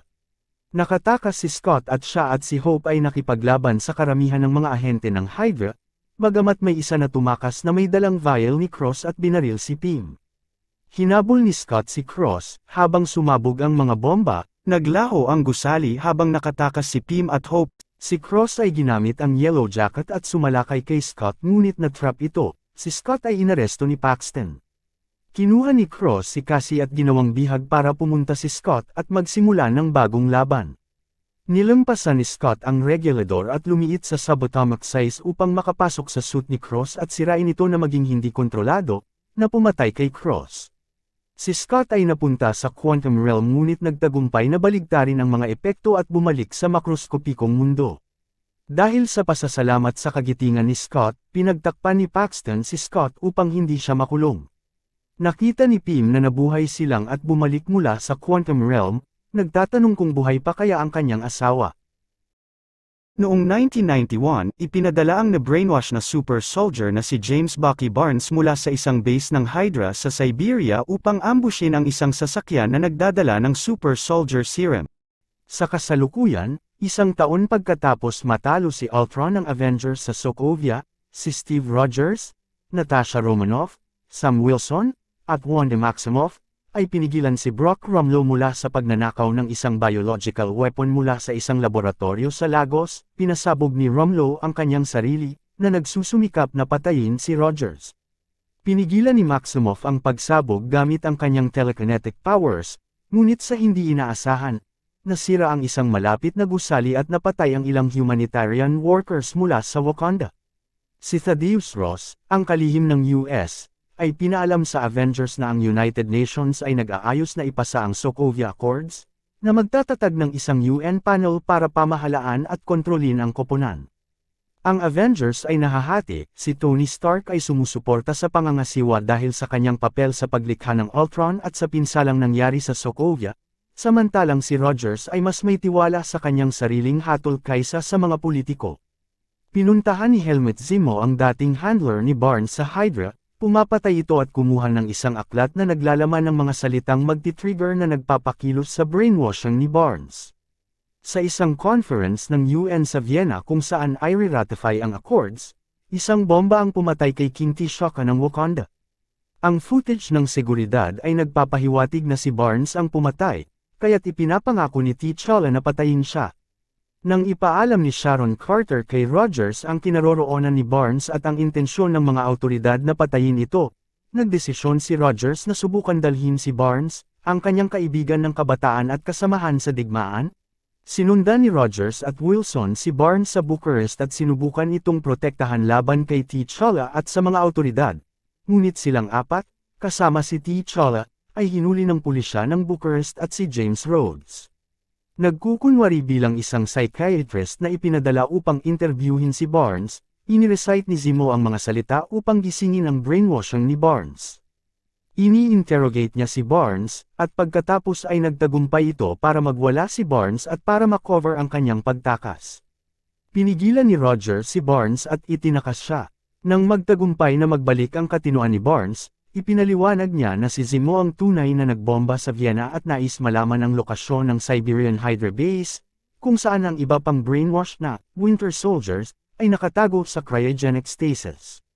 Ayaw maghintay ng pahintulot upang hulihin si Zemo, nag-alsa balutan sina Rogers at Wilson, at sumali sila Maximoff, Clint Barton, at Scott Lang sa kanilang grupo. Sa pahintulot ni Ross, bumuo si Stark ng isang koponan na binubuo ni na Romanoff, T'Challa, Rhodes, Vision, at Peter Parker upang hulihin ang mga nagrebelde. Sa airport, hinabol ng koponan ni Stark ang grupo ni Rogers, kung saan sila'y naglaban hanggang sa pinayagan ni Romanoff si Rogers at Barnes na makatakas.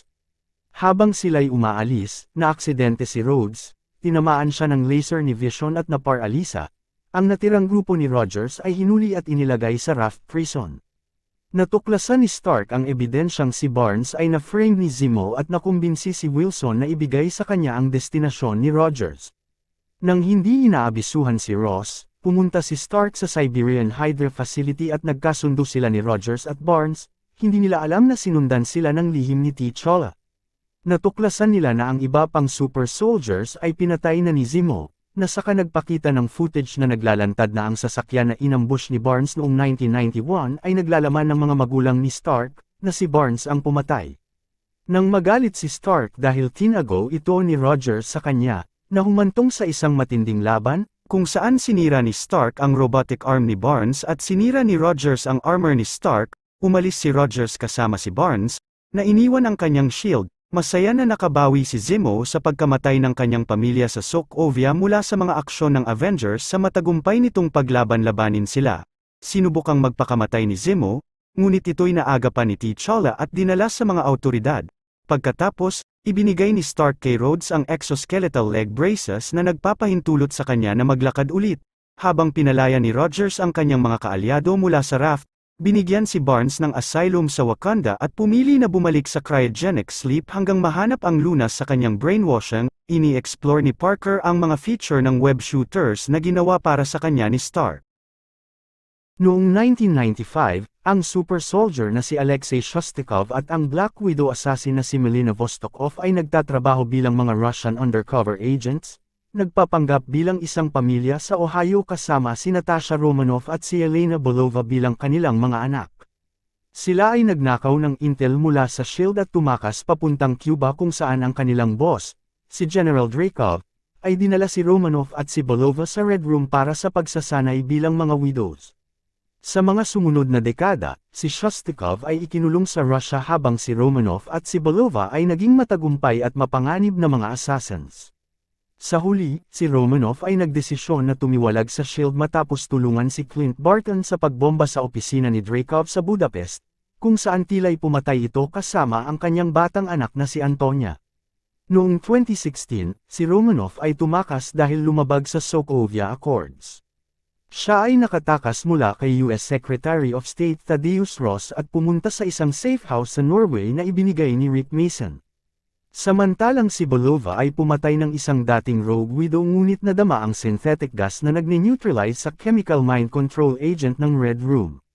Si Belova ay nagpadala ng antidote vials kay Romanoff, na umaasa na siya at ang Avengers ay makakatulong sa pagpapalaya sa ibang mga widows, at nagtago. Nang hindi alam ni Romanoff na may dala siyang mga vials sa kanyang sasakyan, sinugod siya ng Red Room agent na si Taskmaster. Nakatakas si Romanoff mula kay Taskmaster at napagtanto na ang mga vials ay galing sa Budapest. Nakita niya si Belova, na naglalantad na si Dreykov ay buhay pa at ang Red Room ay buhay pa rin. Binabantayan sila ng mga widows at si Taskmaster, ngunit nakatakas sina Romanoff at Belova at nakipagkita kay Mason, na nagbigay sa kanila ng helicopter.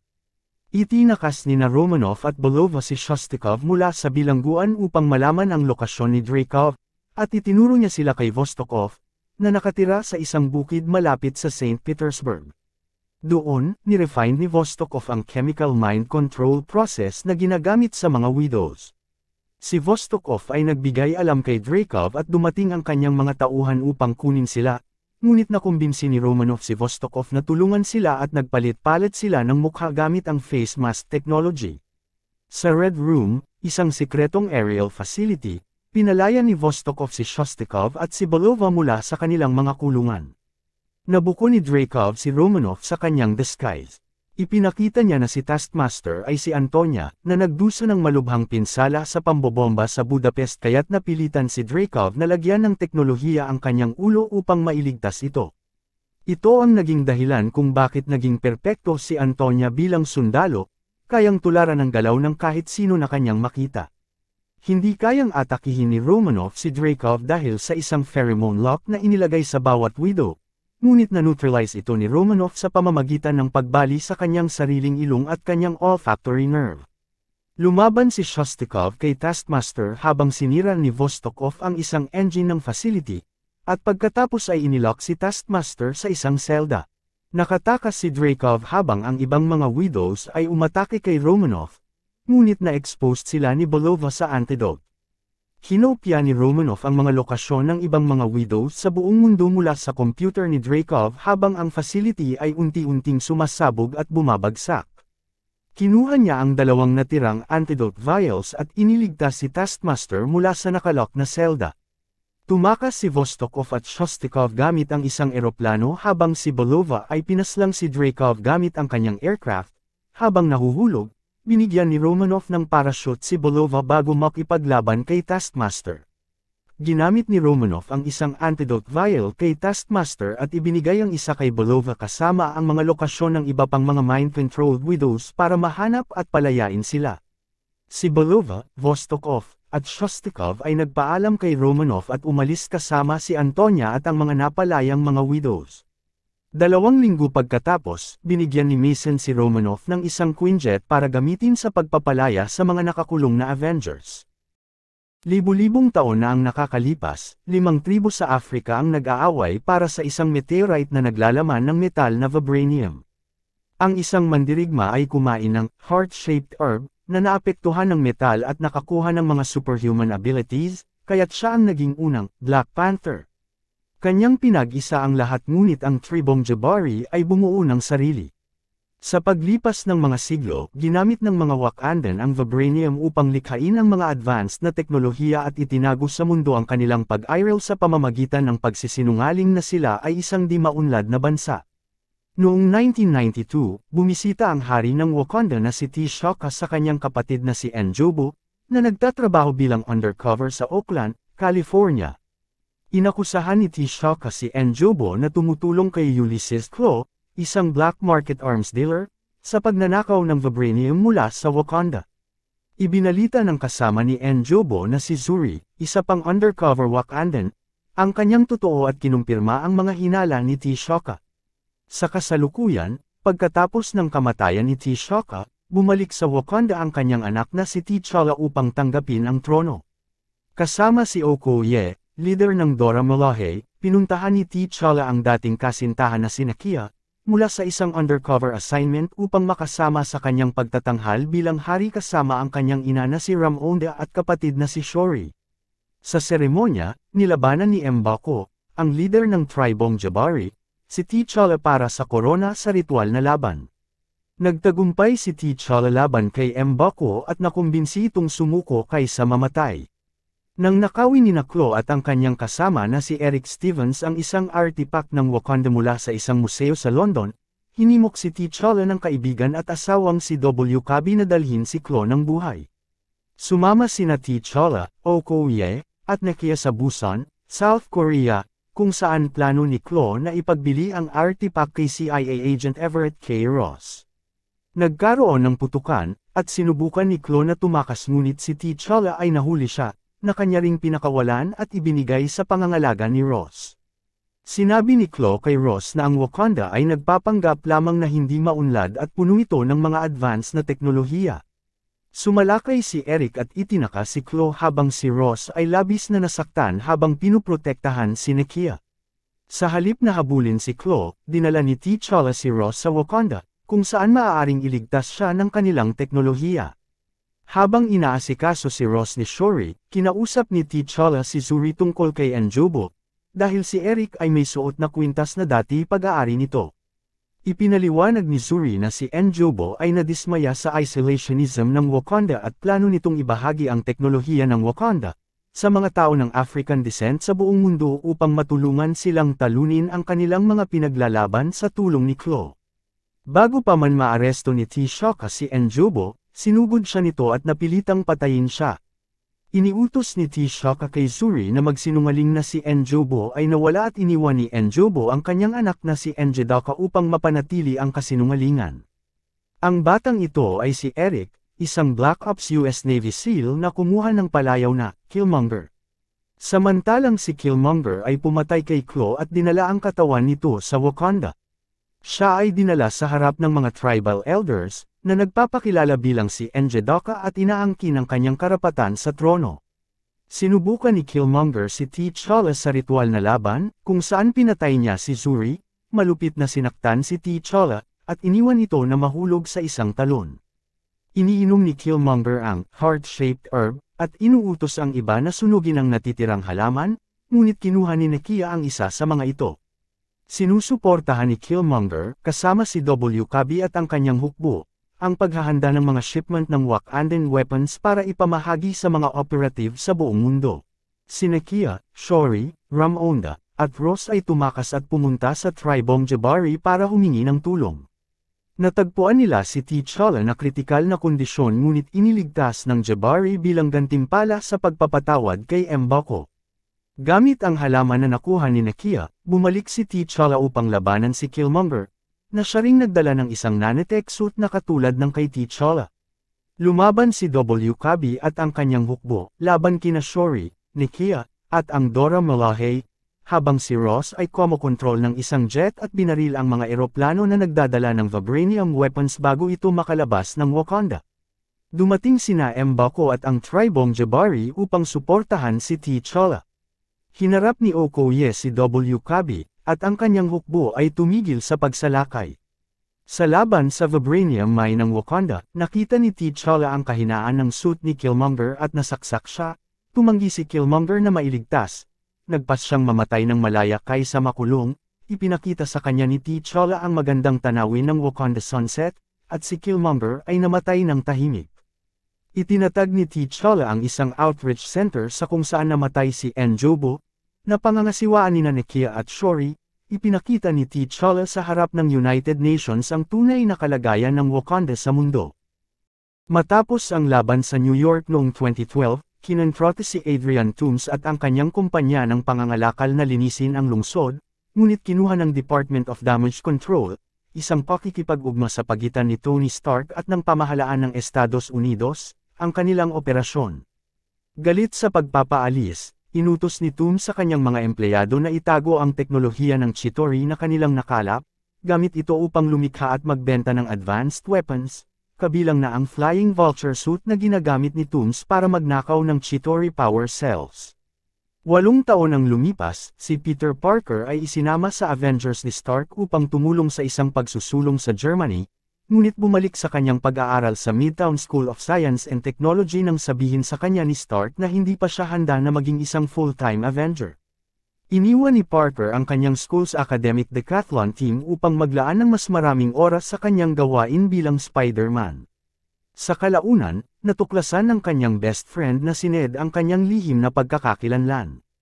Nakatagpo si Parker ng mga kasamahan ni Toomes na sina Jackson Bryce at Herman Schultz na nagbebenta ng mga armas sa lokal na kriminal na si Aaron Davis.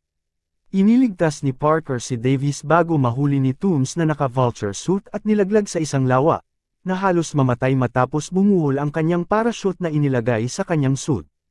Iniligtas siya ni Stark na nagmomonitor sa Spider-Man suit na ibinigay kay Parker, at binalaan siya laban sa karagdagang pakikialam sa mga kriminal. Sa hindi sinasadyang pagpatay ni Toomes kay Bryce gamit ang isa sa kanilang mga armas, si Schultz ang naging bagong shocker. Pinag-aralan ni Parker at Ned ang isang armas na iniwan ni Bryce, inalis ang power core nito. Nang ang isang device na nakakabit kay Schultz ay humantong sa Maryland, sumali si Parker sa decathlon team at sumama sa kanila patungo sa Washington DC para sa kanilang pambansang torneo. Sinira ni Ned at Parker ang tracker na itinanim ni Stark sa Spider-Man suit, at binuksan ang mga advanced na feature nito. Sinubukan ni Parker pigilan si Toomes na magnakaw ng mga armas mula sa isang DODC truck ngunit natrap siya sa loob, kaya't hindi niya naabutan ang decathlon tournament. Nang malaman niyang ang power core ay isang Chitauri grenade, nagmadaling pumunta sa Washington Monument, kung saan ang core ay na-activate at sumabog, na nagdulot ng pagkatrap sa mga kaibigan sa elevator. Iniligtas ni Parker ang kanilang buhay, kasama na si Liz, ang kanyang kaklase at crush. Mga araw makalipas, sa New York City, sa Staten Island Ferry, hinuli ni Parker ang bagong buyer ni Toomes na si Mac Gargan ngunit nakatakas si Toomes at isang malfunctioning weapon ang sumira sa ferry sa kalahati. Tinulungan si Parker ni Stark na iligtas ang mga pasahero, ngunit kinumpiska ang kanyang suit bilang parusa sa kanyang kawalang ingat. Bumalik si Parker sa kanyang high school life at inimbita si Liz na sumama sa kanya sa homecoming dance. Sa gabi ng sayawan, natuklasan niyang si Toomes ang ama ni Liz. Nang mahulaan ni Toomes ang lihim na pagkakakilanlan ni Parker, binalaan siya ni Toomes. Napagtanto ni Parker na plano ni Toomes na hijack-in ang isang DODC plane na nagdadala ng mga armas mula sa Avengers Tower patungo sa bagong headquarters ng team sa upstate New York. Iniwan niya ang party at isinuot ang kanyang lumang homemade Spider-Man suit. Bagaman siya'y inambush ni Schultz sa labas, nilabanan niya ito nang may tulong ni Ned. Binilisan niya ang pagpunta patungo sa kuta ni Toomes, kung saan si Toomes ay umatake kay Parker, winasak ang mga support column ng gusali, at iniwan si Parker hanggang sa mamatay, na natrap sa gumuhong gusali. Nakatakas si Parker at nakahabol sa eroplano, kinontrol ito upang bumagsak sa beach sa Coney Island. Naglaban ang dalawa. Sa huli ay natalo si Toomes at iniligtas siya ni Parker sa sumabog na nasirang vulture suit. Iniwan ni Parker si Toomes sa pulis kasama ang laman ng eroplano. Pagkatapos madakip ang kanyang ama, umalis si Liz. Tinanggihan ni Parker ang imbitasyon ni Stark na sumali sa Avengers full-time, at nag-propose si Stark kay Pepper Potts. Ibinalik din ni Stark ang Spider-Man suit kay Parker, na isinuot ito nang biglang pumasok ang kanyang tiyahin na si May. Sa Kathmandu, pumasok ang sorcerer na si Caecilius at ang kanyang mga alagad sa lihim na compound na Camartage at pinugutan ang tagapag-ingat nito. Nanakaw nila ang ilang pahina mula sa isang aklat na pag-aari ng Ancient One, isang matagal ng buhay na sorcerer na nagturo sa bawat estudyante sa Camartage, kabilang si Caecilius, sa mga mistikong sining. Sinundan ng Ancient One ang mga traidor, ngunit nakatakas si Caecilius at ang kanyang mga tagasunod. Sa New York City, si Dr. Stephen Strange, isang mayaman at kilalang neurosurgeon, ngunit mayabang, ay malubhang nasaktan ang kanyang mga kamay sa isang aksidente sa kotse habang papunta sa isang conference, na nag-iwan sa kanya na hindi na kailanman makakapag-operate. Sinubukan siyang tulungan ni fellow surgeon Christine Palmer na mag-move on, ngunit walang kabuluhan na hinahanap ni Strange ang mga experimental na operasyon upang pagalingin ang kanyang mga kamay. Nalaman ni Strange na si Jonathan Pangborn, isang paraplegic na misteryosong nakabalik sa paggamit ng kanyang mga binti. Itinuro ni Pangborn si Strange sa Camartage, kung saan siya'y tinanggap ni Mordo, isang sorcerer sa ilalim ng Ancient One. Ipinakita ng Ancient One ang kanyang kapangyarihan kay Strange, naglalantad ng astral plane at iba pang dimensyon tulad ng mirror dimension. Pumayag siyang magturo kay Strange, na ang kanyang kayabangan at ambisyon ay nagpapaalala sa kanya kay Caecilius. Nag-aral si Strange sa turo ng Ancient One at ni Mordo, at mula sa mga sinaunang teksto sa aklatan na ngayon ay bantay ng mabuti ni Master Wong. Natutunan ni Strange na ang Earth ay protektado laban sa mga panganib mula sa ibang dimensyon, sa pamamagitan ng isang shield na likha mula sa 3 sanctum sa New York City, London, at Hong Kong, na direktang ma-access mula sa Camartage. Ang tungkulin ng mga sorcerer ay protektahan ang sanctums, bagaman si Pangborn ay pumili na lamang na mag-channel ng mystical na enerhiya upang pagalingin ang kanyang sarili. Mabilis namang natuto si Strange, at lihim na nagbabasa ng aklat mula sa kung saan kinuha ni Caecilius ang mga pahina. Natutunan ang pagbend ng oras gamit ang Eye of Agamotto. Binalaan si Strange ni Mordo at Wong laban sa pagsira sa mga batas ng kalikasan, ginagamit ang pagkukumpara sa pagnanais ni Caecilius para sa walang hanggang buhay. Ginamit ni Caecilius ang mga ninakaw na pahina upang makipag-ugnayan kay Dormammu ng Dark Dimension, kung saan hindi nag-e-exist ang oras at winasak ang London Sanctum upang hamina ang proteksyon ng Earth. Ang mga alagad ay sumalakay sa New York Sanctum, na pumatay sa tagapagbantay nito, ngunit hinarap sila ni Strange gamit ang tulong ng Cloak of Levitation, subalit siya'y malubhang nasugatan sa isang laban, dinala niya ang kanyang sarili pabalik sa ospital kung saan si Palmer ang nagligtas sa kanya.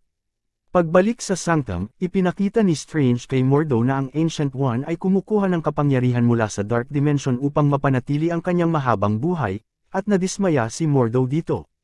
Pagkatapos ng isang laban sa Mirror Dimension ng New York, at nasugatan ang Ancient One at tumakas papuntang Hong Kong. Bago mamatay, sinabi niya kay Strange na kinakailangan nilang magtulungan ni Mordo para talunin si Caecilius. Dumating sina Strange at Mordo sa Hong Kong at nakita si Wong na patay, ang Sanctum ay wasak, at ang Dark Dimension ay bumabalot sa Earth. Ginamit ni Strange ang Eye of Agamotto upang ibalik ang oras at iligtas si Wong, saka pumasok sa Dark Dimension at lumikha ng walang hanggang loop ng oras sa paligid niya at ni Dormammu. Pagkatapos paulit-ulit na patayin si Strange, tinanggap ni Dormammu ang kanyang kasunduan. Iniwan ang Earth ng permanente at dinala si Caecilius at ang mga alagad bilang kanyang kapalit sa pagtanggal ni Strange sa loop. Nagagalit si Mordo sa pagtatangka ni Strange at ng Ancient One na sumuway sa mga batas ng kalikasan, kaya't umalis siya sa kanyang pagiging sorcerer. Ibinalik ni Strange ang Eye of Agamotto, na ipinakita na may lamang Infinity Stone, sa Camartage at nanirahan sa New York Sanctum upang ituloy ang kanyang mga pag-aaral kasama si Wong. 2 taon matapos ang laban sa Sokovia, si Thor ay nakulong ng fire demon na si Surtur, at sinabi na ang ama ni Thor na si Odin ay wala na sa Asgard. Ipinaliwanag ni Surtur na malapit na itong wasakin ang realm sa itinakdang Ragnarok, kapag isinama ni Surtur ang kanyang korona sa eternal flame na tinago ni Odin. Nakawala si Thor, tinalo si Surtur, at kinuha ang kanyang korona, na iniisip niyang napigilan na niya ang Ragnarok. Bumalik si Thor sa Asgard at natuklasang wala si Heimdall at ang kanyang kapatid na si Loki ang nagtatangi bilang si Odin, pinipilit niya si Loki na tulungan siyang hanapin ang kanilang ama. Sa tulong ni Stephen Strange, natagpuan nila si Odin sa Norway, at ipinapaliwanag ni Odin na siya ay mamamatay, malapit na ang Ragnarok sa kabila ng pagsusumikap ni Thor, at ang kanyang kamatayan ay magpapalaya sa kanyang panganay na anak na si Hela mula sa Hel, isang bilangguan kung saan siya'y ikinulong. Si Hela, isang kapatid na hindi alam ni Thor at Loki na umiiral, ang naging leader ng mga hukbo ng Asgard at nilupig ang Nine Realms kasama si Odin, ngunit kinulong siya at inalis sa kasaysayan matapos siyang maging labis na uhaw sa kapangyarihan at hindi sumang-ayon sa kanyang pananaw ng kapayapaan. Namatay si Odin at dumating si Hela, na sumira sa martilyo ni Thor na si Mjolnir. Sinundan niya ang dalawa habang sinusubukan nilang tumakas sa Bifrost Bridge, inilabas sila nito sa kalawakan.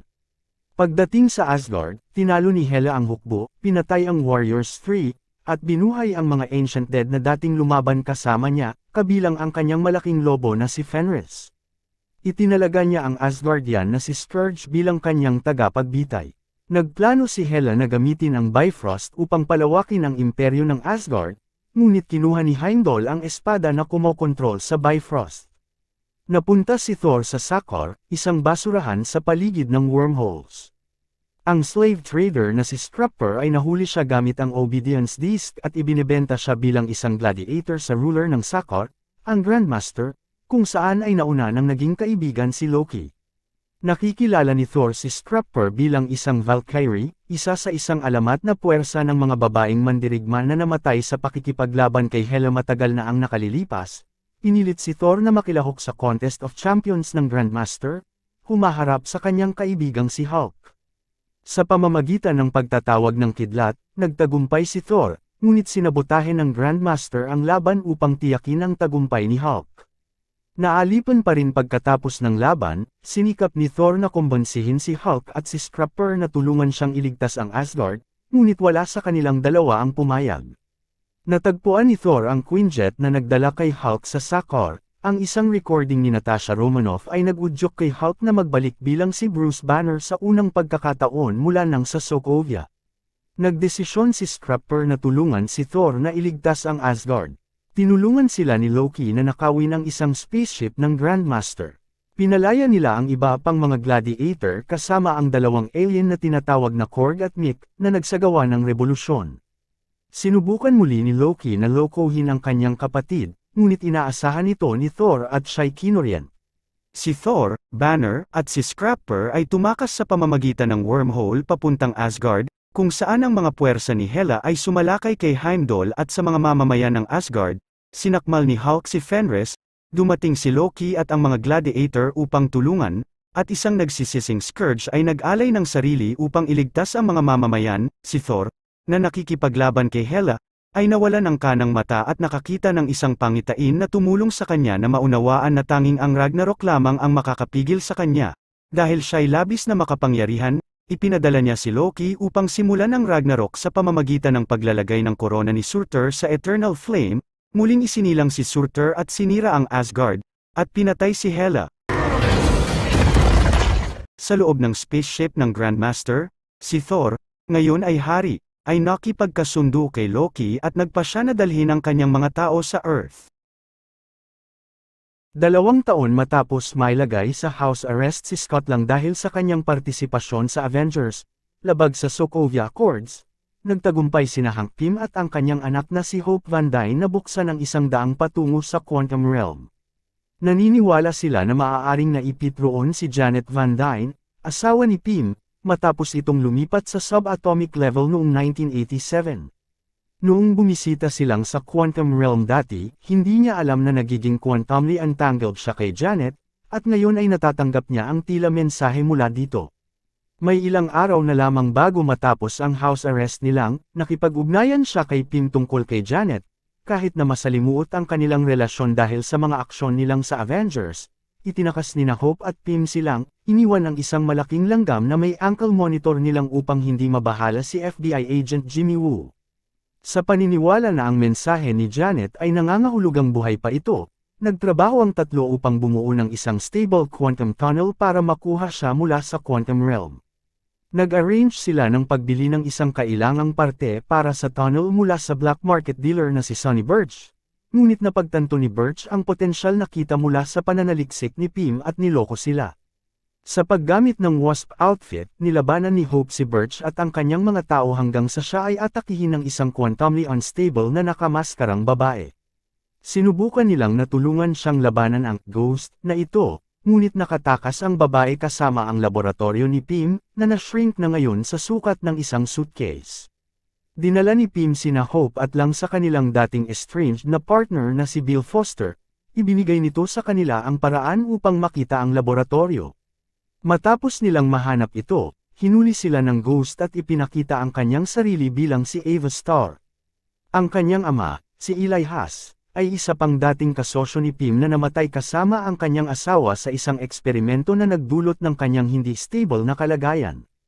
Pumasok si Foster at ipinakita na si Ava ay mamamatay dahil sa kanyang kondisyon.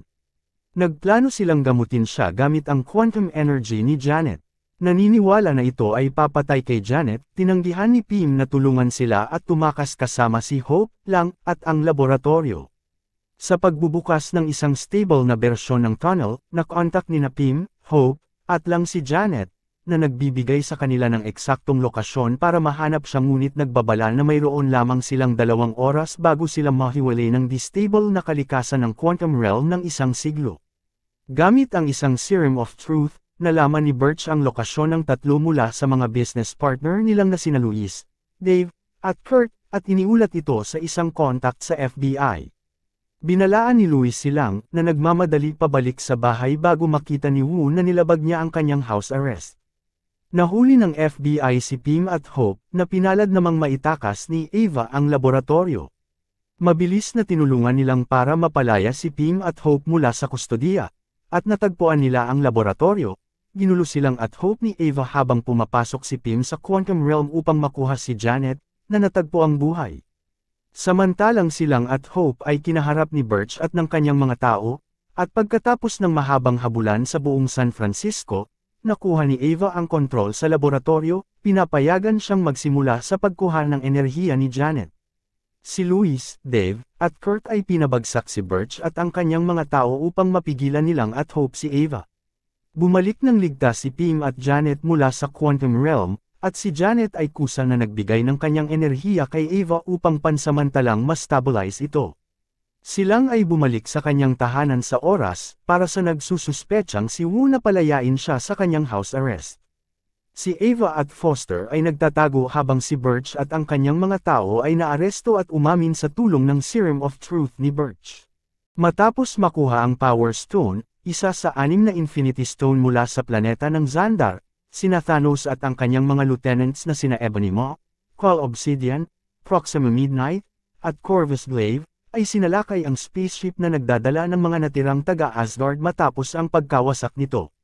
Matapos malupig si Thor, kinuha ni Thanos ang Space Stone mula sa Tesseract, pinabagsak ang Hulk, at pumatay kay Loki. Pinaslang din ni Thanos si Heimdall matapos itong ipadala si Hulk sa Earth gamit ang Bifrost.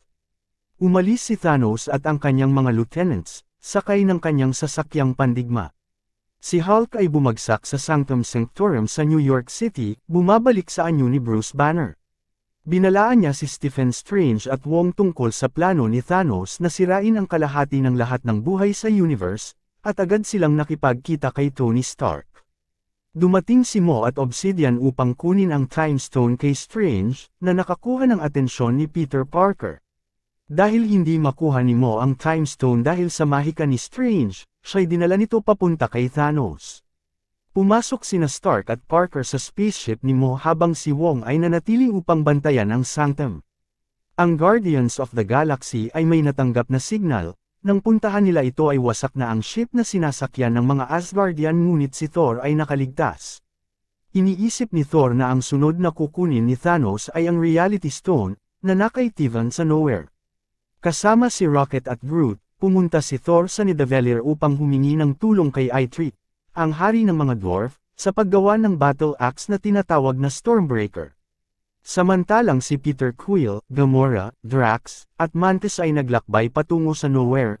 Natuklasan nila na si Thanos ay may hawak na ng Reality Stone, sinama ni Thanos si Gamora, na nagturo ng lokasyon ng Soul Stone upang iligtas si Nebula mula sa pagtorture. Sa Vormir, sinabi ni Red Skull, ang tagapangalaga ng Stone, kay Thanos na maaari lamang niyang makuha ito sa pamamagitan ng pag-aalay ng isang taong mahal niya. Inali ni Thanos si Gamora, at kanyang nakuha ang Stone. Sa Edinburgh, nilabanan ni Midnight at Glaive si Wanda Maximoff at Vision upang kunin ang Mind Stone sa noo ni Vision. Iniligtas sila nina Steve Rogers, Natasha Romanoff, at Sam Wilson, at sila'y nagtago kasama sina James Rhodes at Banner sa Avengers Compound. Humiling si Vision kay Wanda na sirain siya at ang Mind Stone upang hindi ito mapunta kay Thanos, ngunit tinanggihan ito ni Wanda. Ini-suggest ni Rogers na pumunta sila sa Wakanda, na sa tingin niya ay may kakayahan na alisin ang Stone nang hindi pinapatay si Vision. Nakatakas si Nebula at nagpadala ng mensahe sa natirang Guardians na makipagkita sa kanya sa wasak na mundo ni Thanos, ang Titan. Natalo nila Stark at Parker si Mo at iniligtas si Strange.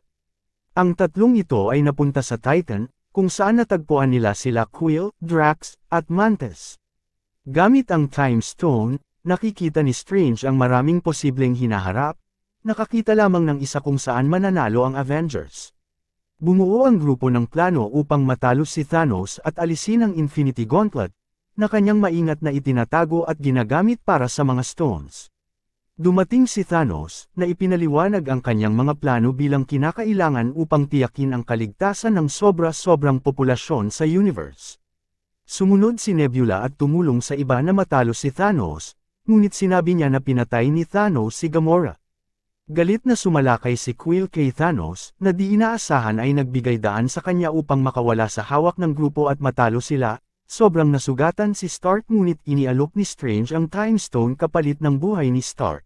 Sa Wakanda, nagkita si Rogers at Bucky Barnes bago ang pagsalakay ng hukbo ni Thanos.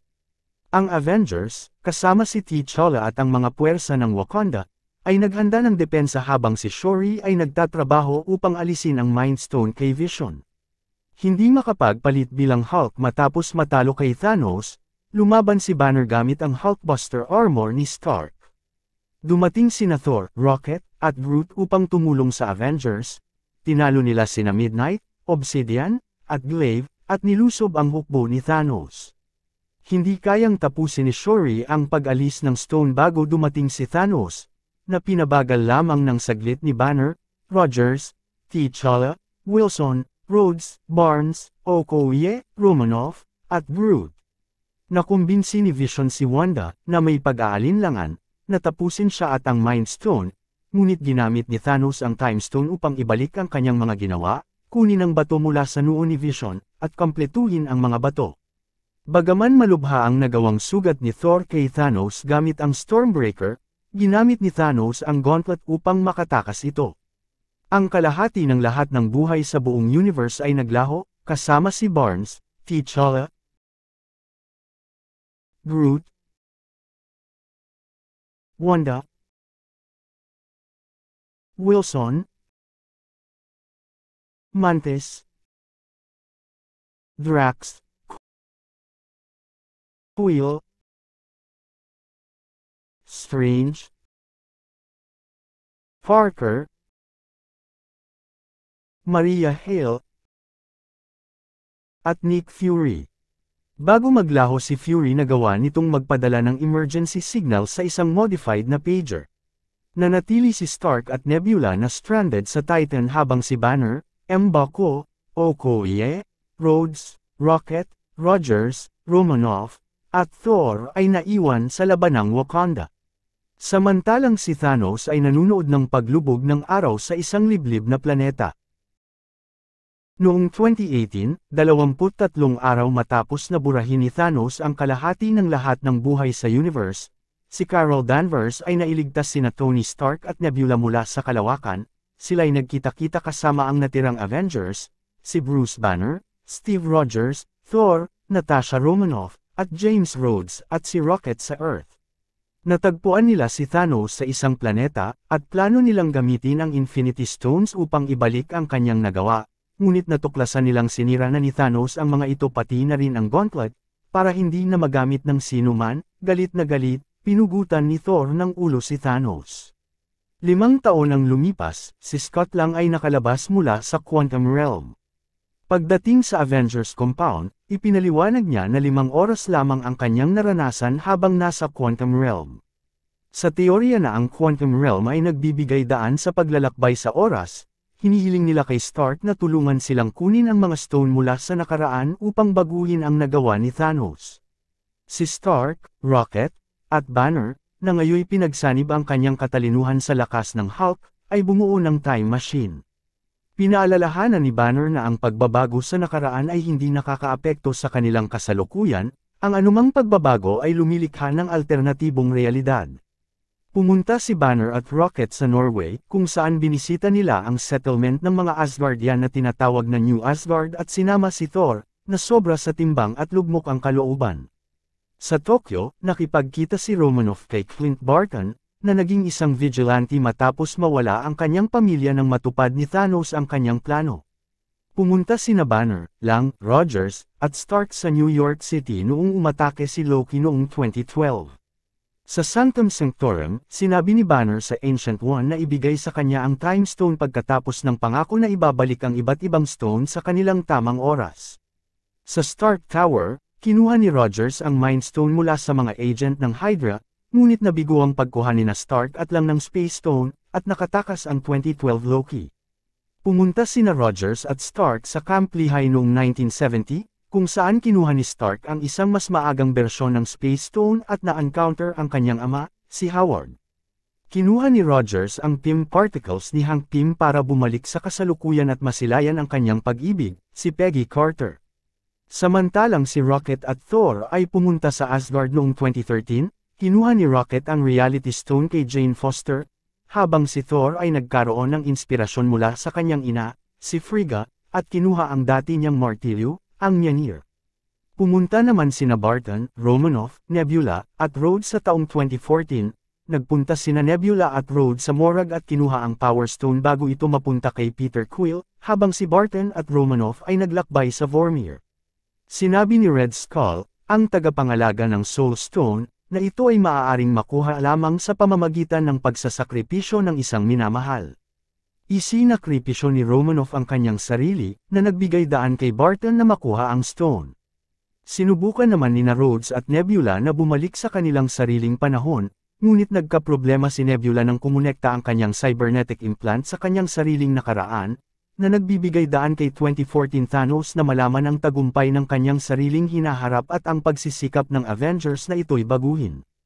Pinadala ni 2014 Thanos si 2014 Nebula sa hinaharap upang ihanda ang kanyang pagdating.